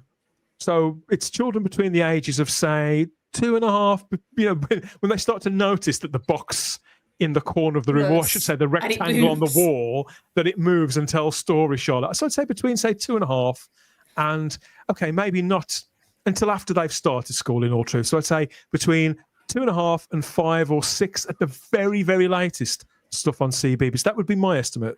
What do you think?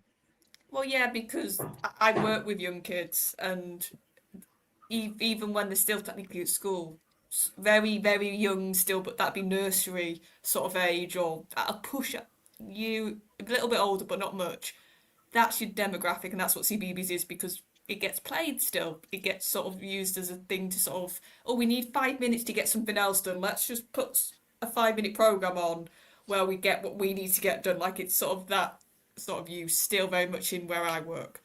And that's an important distinction to make, isn't it? Not just the age group, but the fact that most of the shows on CBeebies, Luke, as Charlotte says, they're like 5-10 minutes tops, aren't they? And then they're off. And they'll often show the same things like 2 or 3 times in one day. So stuff like Twirly Woo, Super Potato, Wonder Blocks, and the worldwide phenomenon that is Bluey all started their life on CBeebies. So it's a long and kind of distinguished brand, really, for the kind of program that it makes, I think. Yeah, to be honest, it seems I know everyone was hyping up and they were like, there's going to be a big announcement, there's a Doctor Who announcement coming, and everyone come in and was like, this is not what we expected at all. I think it's just 50. Yeah, it's 50, isn't it 52 episodes that run across like 2 years or something? But yeah, I've got all the information here. Yeah, we've got the full release. To be honest, I think it's such such a smart idea. I to be honest, I probably would have aged up a little bit more and made it more like a Scooby-Doo type show, because I think that could have kind of worked. But hey, you know how popular Bluey is. Like, if you're gonna go for, she was trying to get into them, and then you'll have kids growing up. Then the kids will see the show when they're younger, and then they'll find if it's on when it comes back, potentially Doctor Who is there. So it screams to me that the BBC have definitely got plans. They know they've lost an audience, and they're trying to get a new one in. And it's kind of good for the brand. People are suspicious with this, and people are despondent, I think, for the most part. Largely, obviously, because we mostly speak to adults about this topic, about Doctor Who. Largely feel the way they do because of the way the main show has been again driven into the ground and how low its profile is. So for people who are following the brand, such as us, at first this might seem like a really strange call at any time, never mind now. But obviously, Luke, things like this don't just fart into existence in the space of 2 or 3 days. This won't have been decided on since the season 2 finale. This will have been kicked around for a few months, maybe even a year and a half, something like that, for them to get to the position where they put this up on the website. Because this isn't on the I mean, obviously everybody can look these pages up, but it's not on the entertainment website. It's the actual commissioning process. World-class content to super survey a sophisticated young audience, reaching hearts and minds in a fast-changing world. So it's a business proposal that we're talking about, and this reads just as an invitation to pitch. So they're inviting studios to pitch what they would do for this demographic on this precise channel within the Doctor Who brand. We're inviting UK producers to pitch for the opportunity to produce an animated series based on family favourite Doctor Who for the CBeebies channel and iPlayer. It's interesting, isn't it, that they're leaning back to the idea of Doctor Who as a family favourite when other people making the main show and driving the actual brand for a few years now haven't seemed to give a shit about families. The deadline for these submissions is only a couple of weeks away as well, on the 10th of July 2025. So this is quite fast. They intend on getting all this stuff in, and you can go through the various links there. You got the deadline again, and the submissions. You can download the full invitation there, an entire document that breaks it all down. I've had a good look through all of this. It makes for fascinating, absolutely fascinating reading. The invitation to pitch will select a single production company. So no co-productions at all, Charlotte. There's no question of a Disney and this and that or the other. Nope. A single production company to produce an original series for the BBC based on submitted treatments. So they submit what they would creatively do with it and how much they can do it for. And then the BBC, which of course still exists largely with the grace of public funds, evaluates those pitches and proposals, the budgets and treatments on their way through the production process. So I don't know if this is quick. I think it probably could be. It depends on how advanced they are, but they've got a window, they've got slots, they've got an ideal number of episodes. This isn't something that's just been thought up overnight in desperation, Charlotte. They clearly know what they want and where they want to put it. It's just the creative component. I feel similar to Luke about this. I think, generally speaking, if we hadn't just sat through the 8 weeks that we had of that season, this would make complete sense to me. And largely speaking, it still does. I haven't got a problem with any of this.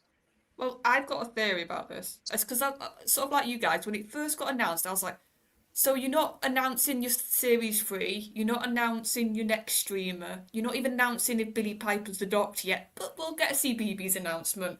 That makes sense. But the more I thought about it, and I said this last week on the when we did the Unleashed, I found it odd on that they kept talking about families. They kept bringing up the family audience. And do you know what else they kept bringing up? Yeah, they do. Passing it along from parents to children. The generational aspect of the show. And then this happened. Yeah. And I was like, couple of days seeing later. in real time. It's been planned, but we're seeing it now, and that's what I mean by real time. They are shifting the audience for Doctor Who now. This is my full thought now. They have realised that mythical under-30s that Russell kept banging on about throughout the whole of Shooty's run, that in all the press releases they kept talking about, haven't materialised. It clearly hasn't worked for this show. So they're going back to what worked before, which is family demographic. And the way you do your family... Something's broken in the chain, isn't it? Yeah, and the way you get your families is you get kids excited first. You get your kids saying to your parents, oh, no, I want that on. Oh, or can you put that on the iPad? Or, like I said, where I work, no younger kids are talking about Doctor Who. Like, there's no conversations when I'm on the playground. There's no kids with lunch boxes with Doctor Who on. It's just non-existent in that space. But if you do a show on CBeebies that's 5 minutes long, or maybe a little bit longer, that can actually reintroduce the character of the Doctor, because that's the other thing I noticed here. This could have been, it's based off Unit, or a spin-off character, or the world of Doctor Who. They love to say that when they don't. Yeah, but they've said the Doctor. Or handles. Yeah, but they've made the point in this press release. They're talking about the Doctor, the Doctor, the Doctor. So they want to get this character back in kids' heads. And I think this is what the BBC's doing now. They finally realised you chased away the demographic that made this show work. Like Anthony's talked about, kids with the toys, kids with all that stuff. This is them trying to get it back, and they're doing it with this CBeebies show. Because to be honest, this is the cheaper, this is the quicker way to do it, because you can do a whole, like said the proposal, we'll get into this soon, it's about 50 episodes. That's a whole chunk, and you can do that in one sitting with animation. And it's not like you don't have to film, you don't have to get stars on set, you don't have to get dates sorted. You can just have them record in a studio. So this is, I think, their new rescue plan. At first, I thought this was quite strange, and I thought it was unprecedented. And then I remember that when my daughters were little, they got really into this show based on, I don't know if you'd call the live action version of Mr. Bean an adult show. Oh, yeah. I'd say it probably was. Yeah. But I would class Mr. Bean as a family brand. It was the original live action stuff with Rowan Atkinson. Not a word was spoken. There was a lot of sight gags. It was very, very silly. It did work on a few different levels. When they announced they were turning Mr. Bean into an animated series, I was mystified by that. I thought, where is the crossover? How's that going to work? By the time it was on, a few years in, my kids absolutely loved this. And now the brand, if you like, the IP of Mr. Bean is, I'd say, by more people, kind of more identified with the cartoon than the TV show or those two terrible films that they made. So this isn't as unprecedented as I thought. And you think, okay, they're two very, very different properties, but the appeal of them hits those similar demographics, spins the similar plates, I think, Anthony. Do you see what I'm saying? Yeah, I do. And I feel as though, listening to the conversation, I agree with everybody about this CBeebies move. It's going back to Doctor Who's heart, isn't it? The heart of Doctor Who was always about the kids. And Charlotte's absolutely right. When I was teaching, when Doctor Who first came back with Eccleston, the kids were really talking about Doctor Who in a way that I'd never heard them talk about. Charlotte's absolutely right. They had lunch boxes, they had flasks, they had Doctor Who was back in the popular culture again. And for me as an old school fan, it was, it was fab to see.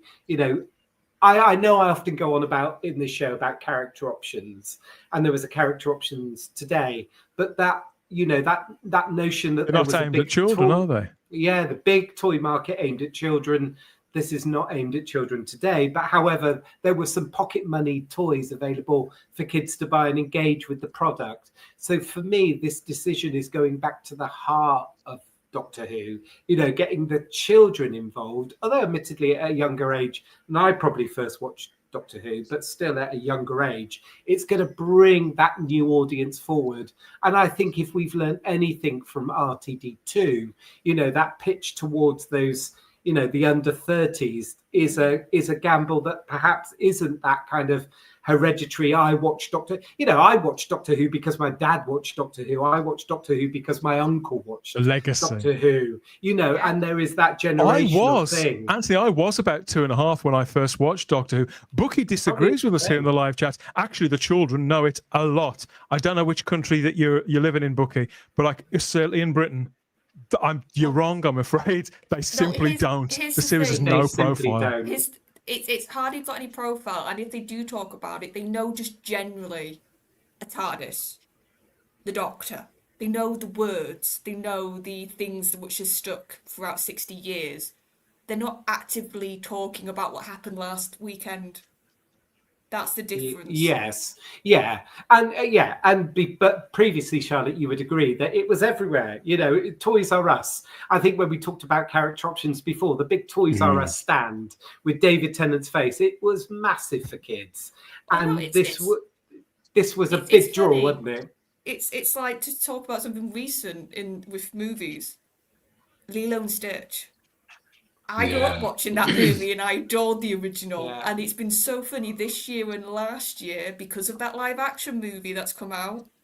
Every child has either got a cup with Stitch on. When it's a non-uniform day, they come in with their top with Stitch on. It's been a huge success, hasn't it?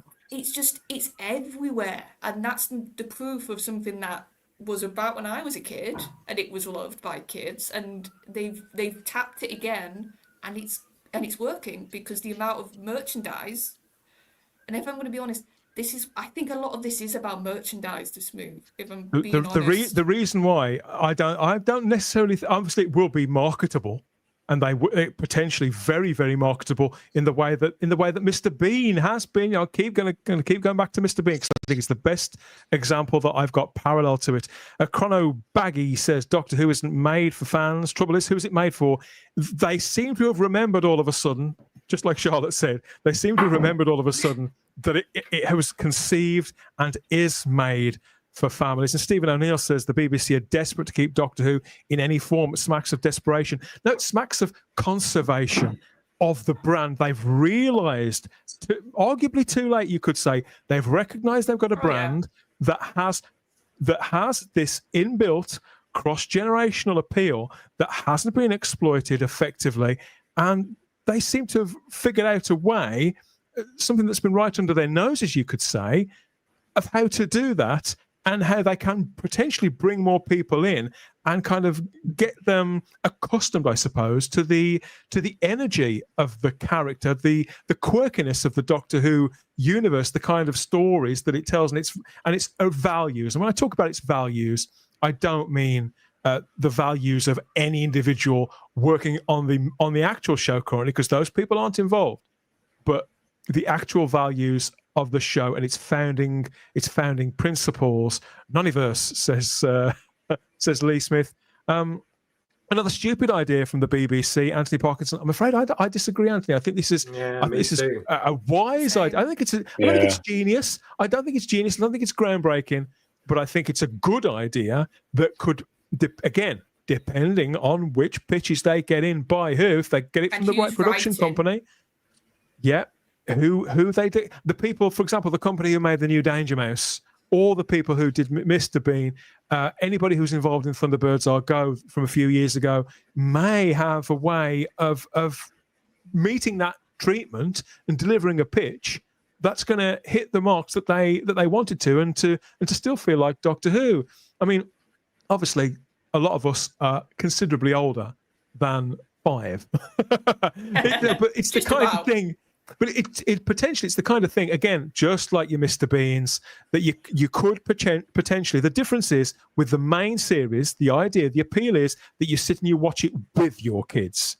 But the appeal of a show like this would be that you could leave your child in front of it from anywhere between 5 minutes. Say if they put 2 on in a block, 2 or 3, you know that the 15 minutes that they spend in front of that show, that they're going to be safe. They're not going to be scared. They're going to be interested and engaged and stimulated. That's what you want from children's programming. Obviously, a lot of Doctor Who fans are fearful of this. They don't understand the alignment of the brand potentially with something for that age group. And there was jokes along these lines. You know, if all this was about, you know, so we're going to get this kind of Docky Who kind of thing for the kids. And I can see why, particularly if you haven't got children or children in your life, why you may think this is the last thing that you want, and a really stupid idea. But honestly, I think it needn't be like this, is what I'm saying. Is there are plenty of examples of brands, IPs that have catered to this market, found a way to tell those kind of stories and to offer those characters. You know, the madman with the box, however you want to look at Doctor Who, to frame it in a particular way that children in that age group would just find it exciting and engaging and would generate a sense of wonder, I think. And that's what I want from something like this. And maybe with a slightly educational aspect to it. I don't know, but that'll be up to the people who put the pictures together, I suppose, Anthony. I guess so. I was just thinking back a moment ago, Dan, when you just showed that junior Doctor Who logo from that old Tom Baker book. And that's actually, one of those logos. There were 2 books released, I think. One was for the giant robot and one was for Brain of Morbius. And it's always very curious, isn't it, that they did a junior Doctor Who version of the Brain of Morbius, arguably one of the most grotesque and horrific stories in Doctor Who history. And yet there's a junior version of that, which is very different to the Terence Dix version of that. However, I digress. I think this is a great idea. I agree with Luke and Charlotte and yourself, Dan. I think it's a great idea. It's a cracking idea, and this will only help. I'm not sure who's come up with it, but it is a great idea. It's a great idea. I can start peddling that. Go. Well, Ashvin says at 5 he was watching series 2. Mad.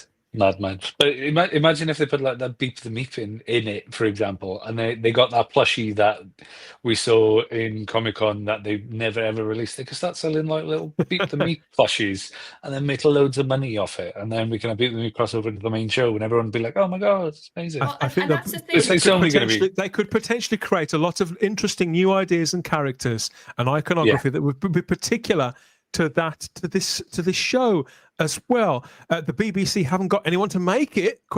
No, that's why they are inviting studios to pitch. This isn't being made by Bad Wolf or by Russell T Davies. Nightman, that's the big thing. I wouldn't let my kids watch it if it's anything like Russell T Davies' New Era.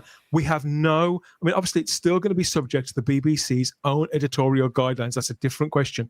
But this is a completely different show. I'm amazed it's going to be part of the Whoniverse, but it seems that it will. But Bad Wolf had nothing to do with it, and neither is Russell T Davies. Sorry, Anthony. I was going to say, Dan, that was my question to you. Do you not think that Russell somehow will be some kind of creative consultant, a bit like John Nathan Turner was in the kind of the Ultimate Adventure stage play and all of those things that he sort of... Otherwise, they wouldn't be so explicit in stating in that pitch that they're looking for. I think if they were going to do that, they would probably go through Bad Wolf, rather than just a total cold start. If this didn't mention the Whoniverse in there at all, you just think this was just like any brand new series that they just decided to commission. I'm sure that it'll only be on the Whoniverse inadvertently. Russell will probably would be my guess, in-name credit. Do you know how, like, producers, you can he'd executive producer credit, which means... If he's still involved. I'm going to stick my neck out and say I don't think his name will be anywhere near this at all. And I think its primary home will be on the CBeebies app rather than on the Whoniverse even. I think that they'll be very careful about how they do this. Matrix Lord says, take your bets. It's David Tennant's 14th Doctor. The Doctor, we don't know the pitches that they're going to get in. Obviously, they seem to be looking to include the Doctor but the Doctor may not even be the main character. If I were doing this, I've worked in animation and for this age group. If I were doing this, I'd be looking to put something on screen, which is, this isn't Mr. Bean, for example. Mr. Bean is Rowan Atkinson. Nobody else has ever played that part. He's we all recognise Rowan Atkinson is Mr. Bean, and they can stylize him, and he's never going to change. Rowan Atkinson will always be Mr. Bean, but Doctor Who changes his appearance. I think with a show like this, they could potentially have it on screen. Most of those Mr. Bean cartoons are made 10 years ago, but they can keep showing them because Doctor Who still looks like Doctor Who, because Mr. Bean still looks like Mr. Bean. Yeah. But with Doctor Who, it'd be a different question. They want to keep something like this on the screen for 10, 12 years. They can't have it be a current Doctor. And to be honest, I don't think they can even pin it to a past incarnation in that way. I think that if I were doing this, what I'd be looking to do is to actually, and now they have a window to do this because of Russell's sort of expansion of his version of the lore, where they could slot it, for people who would struggle to recognize this, to reconcile this with your own head canon, they're probably aware that particularly people on the autistic spectrum would need to do that. Then there'll be a way whereby this will just sit there in its own little pocket. And what I would do would be create a new incarnation of the character, albeit with a couple of recognizable markers, maybe in a scarf, maybe curly hair, maybe both. Bow tie, I don't know. Maybe the bow tie, anything like that. Just a couple of little markers, and then it's Doctor Who. And that version of the character will always be like that. And that will be for now, what we're going to have to call the CBeebies Doctor.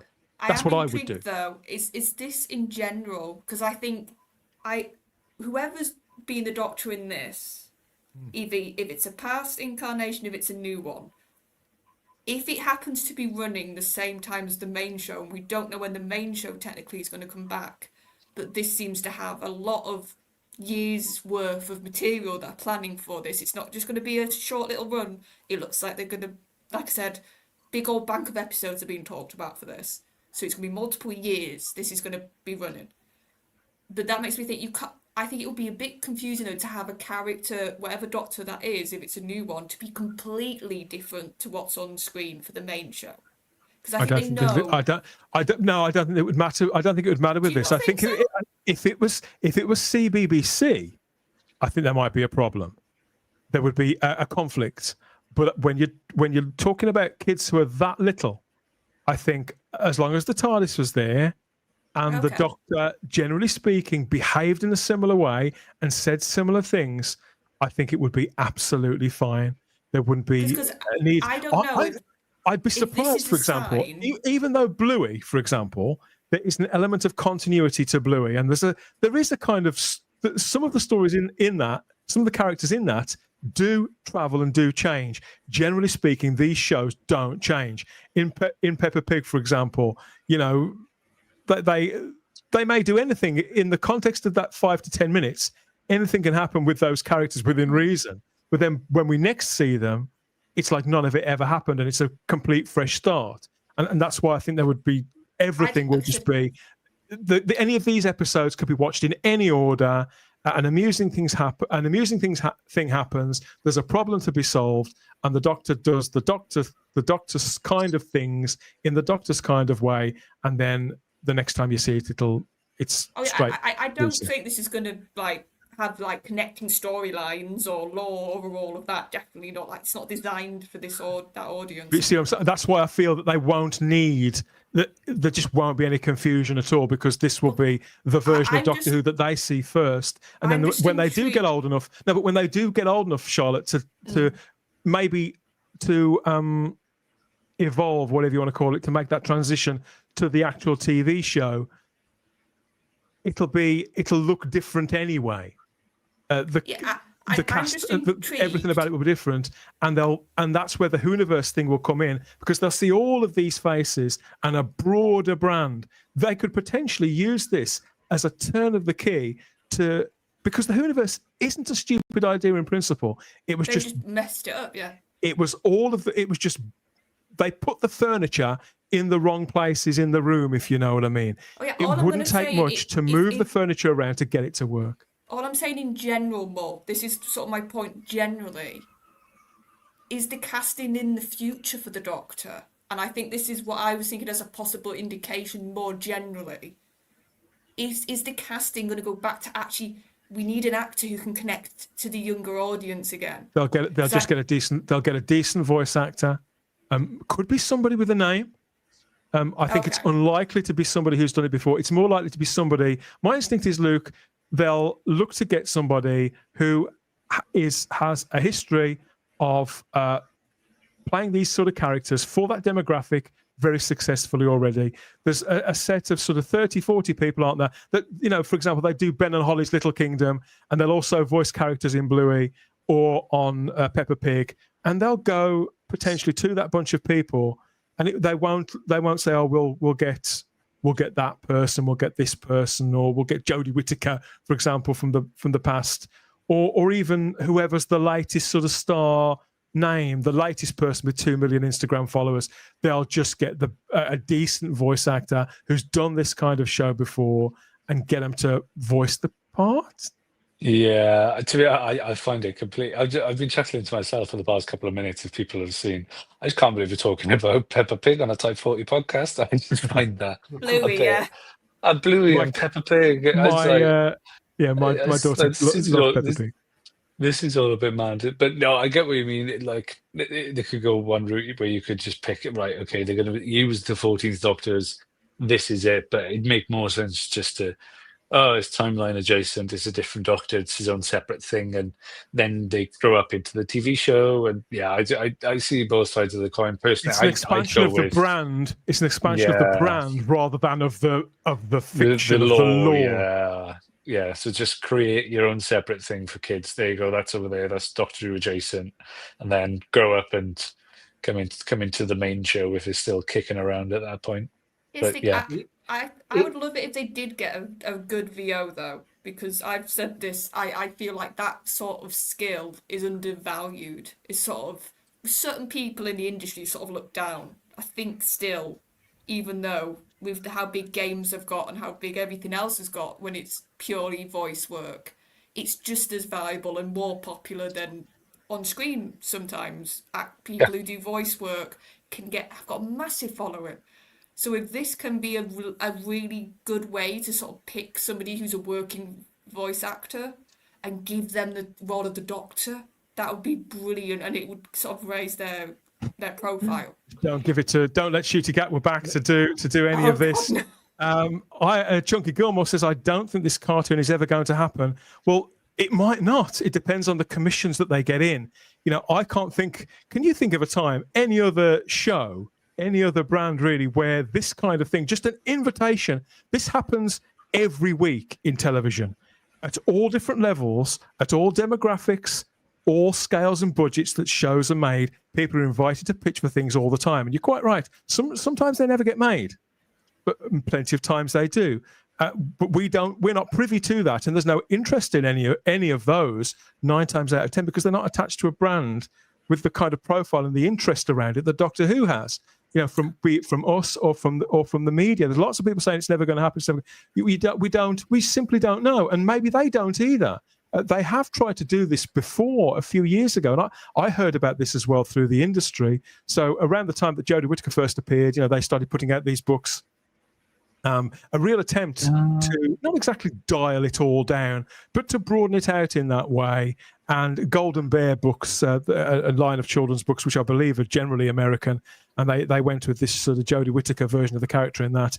But there was a previous attempt to do a show just like this. And I saw this comment over on X the other day by somebody who said, I actually pitched for a children's spin-off just after Jodie Whittaker was cast. I was very excited to get NDA photos of Jodie in costume to base my designs on, but that didn't happen. So this must have been 7. When was Jodie's costume revealed? 7.5, maybe 8 years ago, clearly. So they were companies, including the one that this gentleman worked for, were invited to pitch then. They probably received the pitches, but for whatever reason, they didn't go ahead with it. And clearly, and this is what I mean. This is why don't they do this again? Because the proviso here was that it be the current Doctor, and that would have aged like milk. I'm not saying that was the reason why this wasn't picked up. But clearly this idea hasn't gone away. They've gone back to it, and perhaps they've thought again. But my attention was drawn to this comment that I saw over on X. Most of the people in the live chat really aren't feeling this and don't get it, and I do understand. But my feeling is this is, in theory, a great thing for the brand, and I wouldn't say it's the only thing they have left, or an act of desperation. I actually think it's just a sensible and canny way to exploit something which needs a rethink. I think we can all see. And also, if you think about it, we've got years ahead of us, folks. That it looks like we're not going to get Doctor Who on screen, so they have to have something. They can't let the brand completely not be visible. So this is a way to keep it alive, to keep some version of the Doctor on screen, well, whatever issues they've got with the streaming platform, with just Bad Wolf in general, with all the stuff going on with the main show, they can sort of quietly work with that while this is going on, this whole CBB show, and it will just keep the brand, like I said, alive. And if it's good, brilliant, then like we've all said, it can get kids excited, and that's a good thing. I doubt that I'll watch it. I mean, I'll have a look at. I'll be interested from a professional capacity, because animation, I've done this stuff, so I am really interested, even more so. But to watch sort of 50 episodes or something like this, it's a tall order, but it's not aimed at us. No. As Stephen O'Neill says, it's live action Doctor Who the majority of fans want, not a cartoon series, well written and quality. Yeah, it's not this time. It's not being commissioned and marketed at us. Even we're not in the equation really at all. It's not even for a family audience. They're very clear about who it's for. It's for a pre-school audience, and that's what I mean. I think we have to look at it in the IP sense for it to make any kind of sense. Bucky wants it to feature the Pating. Maybe they'll pick up on some of the characters. Yeah. I don't know. It's hard to say, isn't it? We've got the press release here as well. The BBC is set to expand the Whoniverse. We've seen that bit, but the BBC is looking for a passionate production company to create and produce the series, which will run independently from the main show. So a company that's passionate. I mean, that's just kind of corporate speak, isn't it? They all say stuff like that, but how passionate have you got to be? But it's saying the right things, I suppose, to create and produce the series. So create, again, an interesting word. So it won't. I don't think it'll have the same premise as, or they're not looking for it to have the same premise as Blue Box lands, Doctor gets out and goes on an adventure. They could be looking at something different, and it's going to run independently from the main show. That will see the Doctor traveling through time and space for the preschool audience. So the Doctor will be traveling in time and space and everything that comes with that. So I think what this says to me in this bit of publicity from the BBC's press office is that they're not limiting the proposals in any way, Luke. There's a lot for creative people to work with here, with a brand that is so this demographic isn't broad. It's very specific. But within Doctor Who, I think as a creative person, if you can't come up with something for this, then you never will. You wouldn't even think to approach the BBC with it. I think there's bound to be people who have interesting takes on this. Well, because it's an expanding market, isn't it, Luke? As TV has expanded. Yeah, massively, and also reading between the lines as well is it's going to run independently from the main show. It kind of says to me maybe they have something of the main show there already in the background that's going to be running and ticking over. So that may be the fan of me just reading between the lines. But yeah, no, massive. It's a massive market, isn't it? You see how much money. We've always said on this. We have always said on Type 40 Life, haven't we, Luke? That Doctor Who hasn't been cancelled. It's not even officially on hiatus.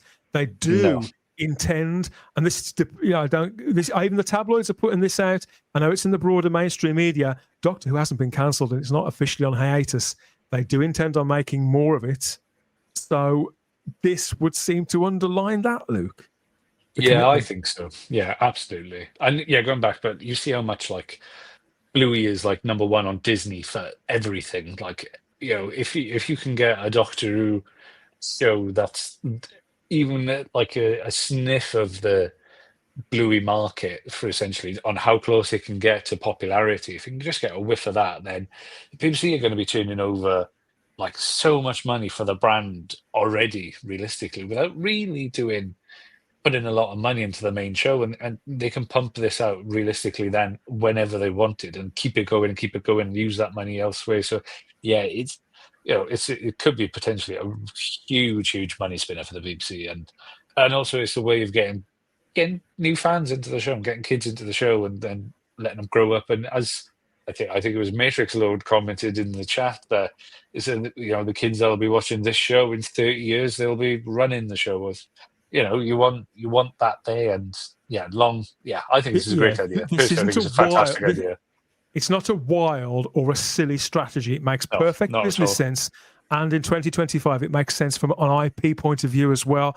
I could never understand why they didn't make more of these animated films, episodes with whichever Doctor. I mean, they did 2 of these, didn't they, with David Tennant? One was traditional animation, and then there was this one, Dreamland, which was computer-based animation. And I thought they were largely successful from both a fan's perspective and a professional's perspective. I was impressed with these. I think they could have potentially have made several more. Apparently, it was quite cost prohibitive in the end. I think that was the reason why they didn't happen. And I'd have liked to have seen an animated Matt Smith or something, Charlotte. I think it's a shame that these disappeared. But for a number of years after this was made, this would still get shown on CBBC.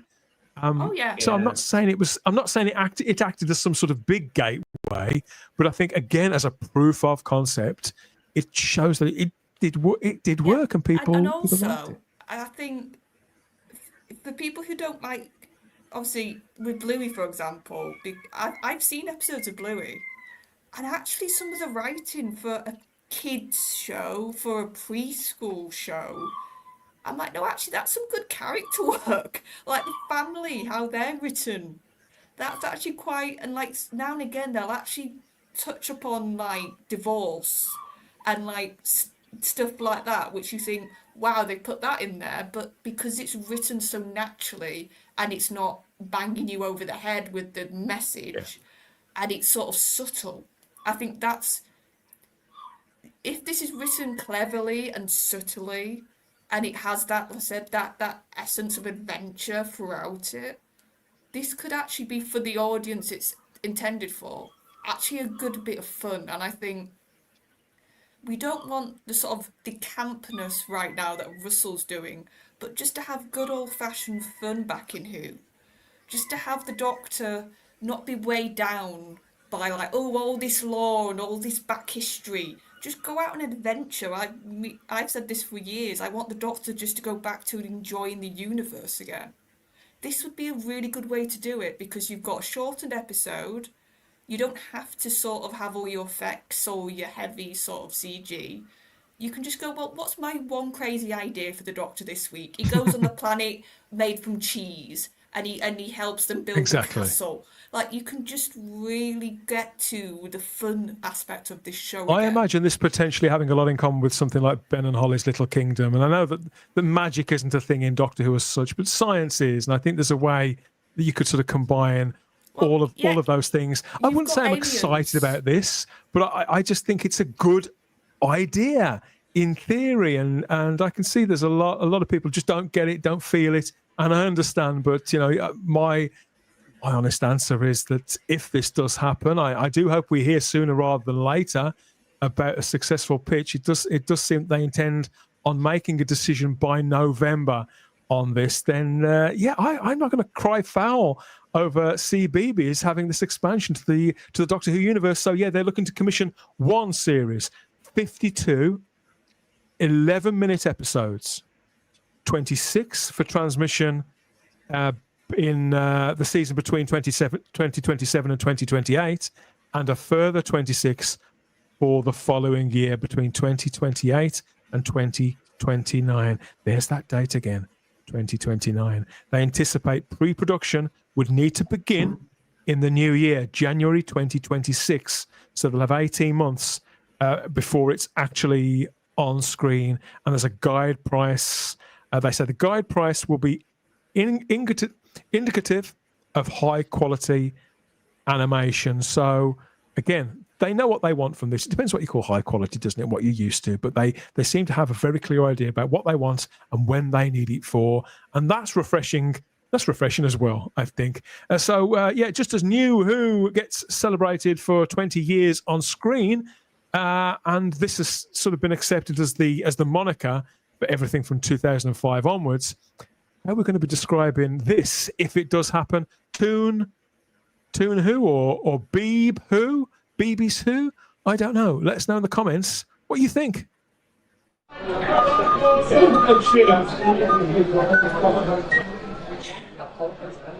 You're watching Type 40. Stupid tune anyway.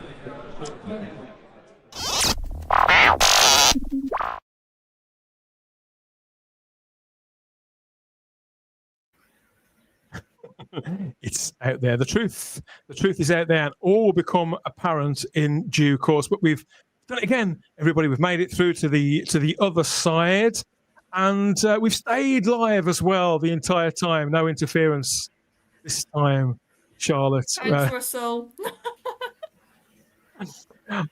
Thank you, everybody, for all the comments on this one. I know there's even more Doctor Who news out there for us to get our teeth into. There'll be plenty of opportunities, of course, over the next week or 2 or 3 or 4 or more until there's some concrete news coming. And not just from this. I think we won't hear anything from that, from the CBeebies project for a little while yet.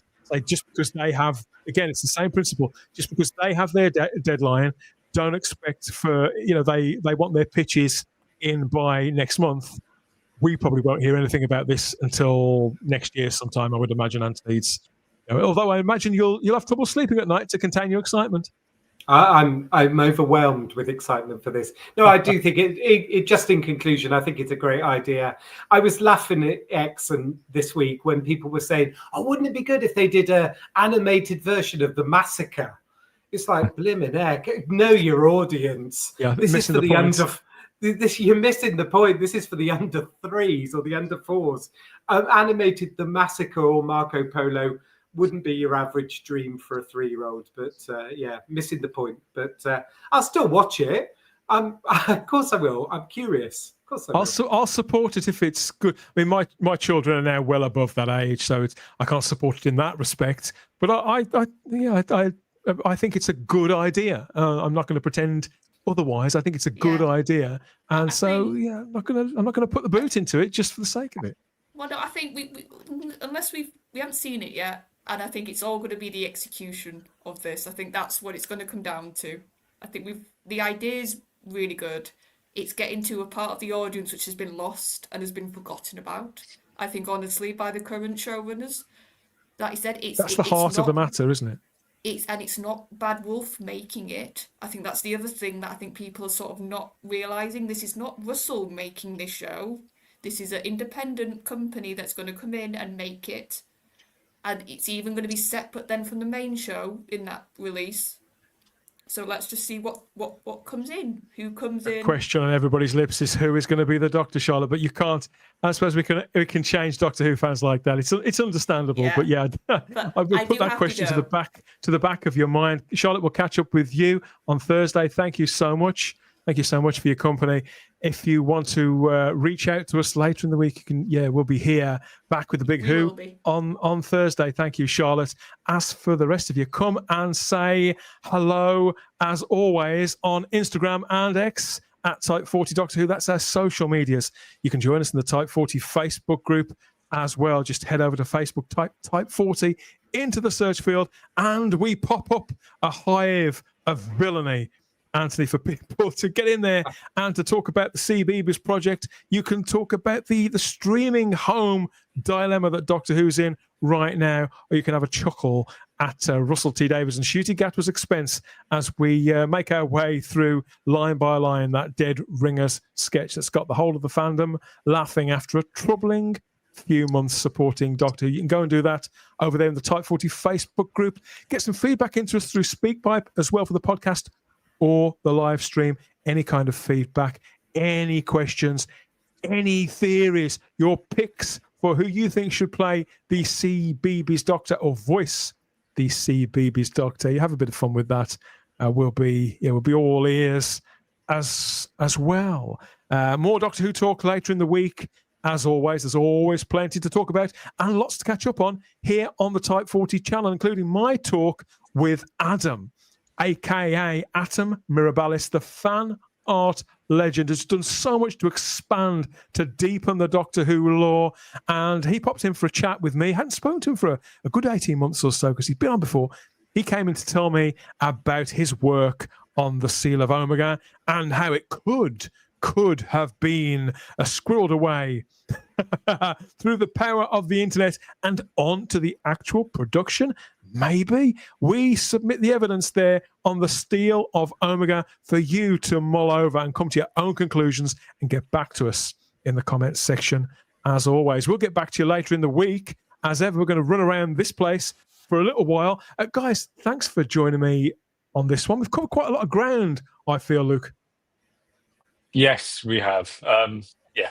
And if anyone happens to be in Liverpool on Saturday and is bored, Hooligans is actually screening in the Merseyside Doctor Who Club in Liverpool at 2 to 5 p.m. on Saturday. Check their Facebook group as well. And I know some of them watch this as well. So, yeah, me, Rob, John, and Ellie will be making our way over to Merseyside to Liverpool to join in everyone and have a few swift ales as normal, because they do a really nice pint of Kronenberg there, really nice one. So, yes, I'll be seeing everyone over in the Merseyside Who group on Saturday. There you go. Go and catch up with the Hooligans there. Yeah, that's come around quickly, isn't it? Yeah, mad quick. So, yeah, we screened the first 3 episodes there. Start of the year. Now we're going to do episodes 4 and then double bank in the finale, which I've got to explore on a hard drive. So thanks for reminding me.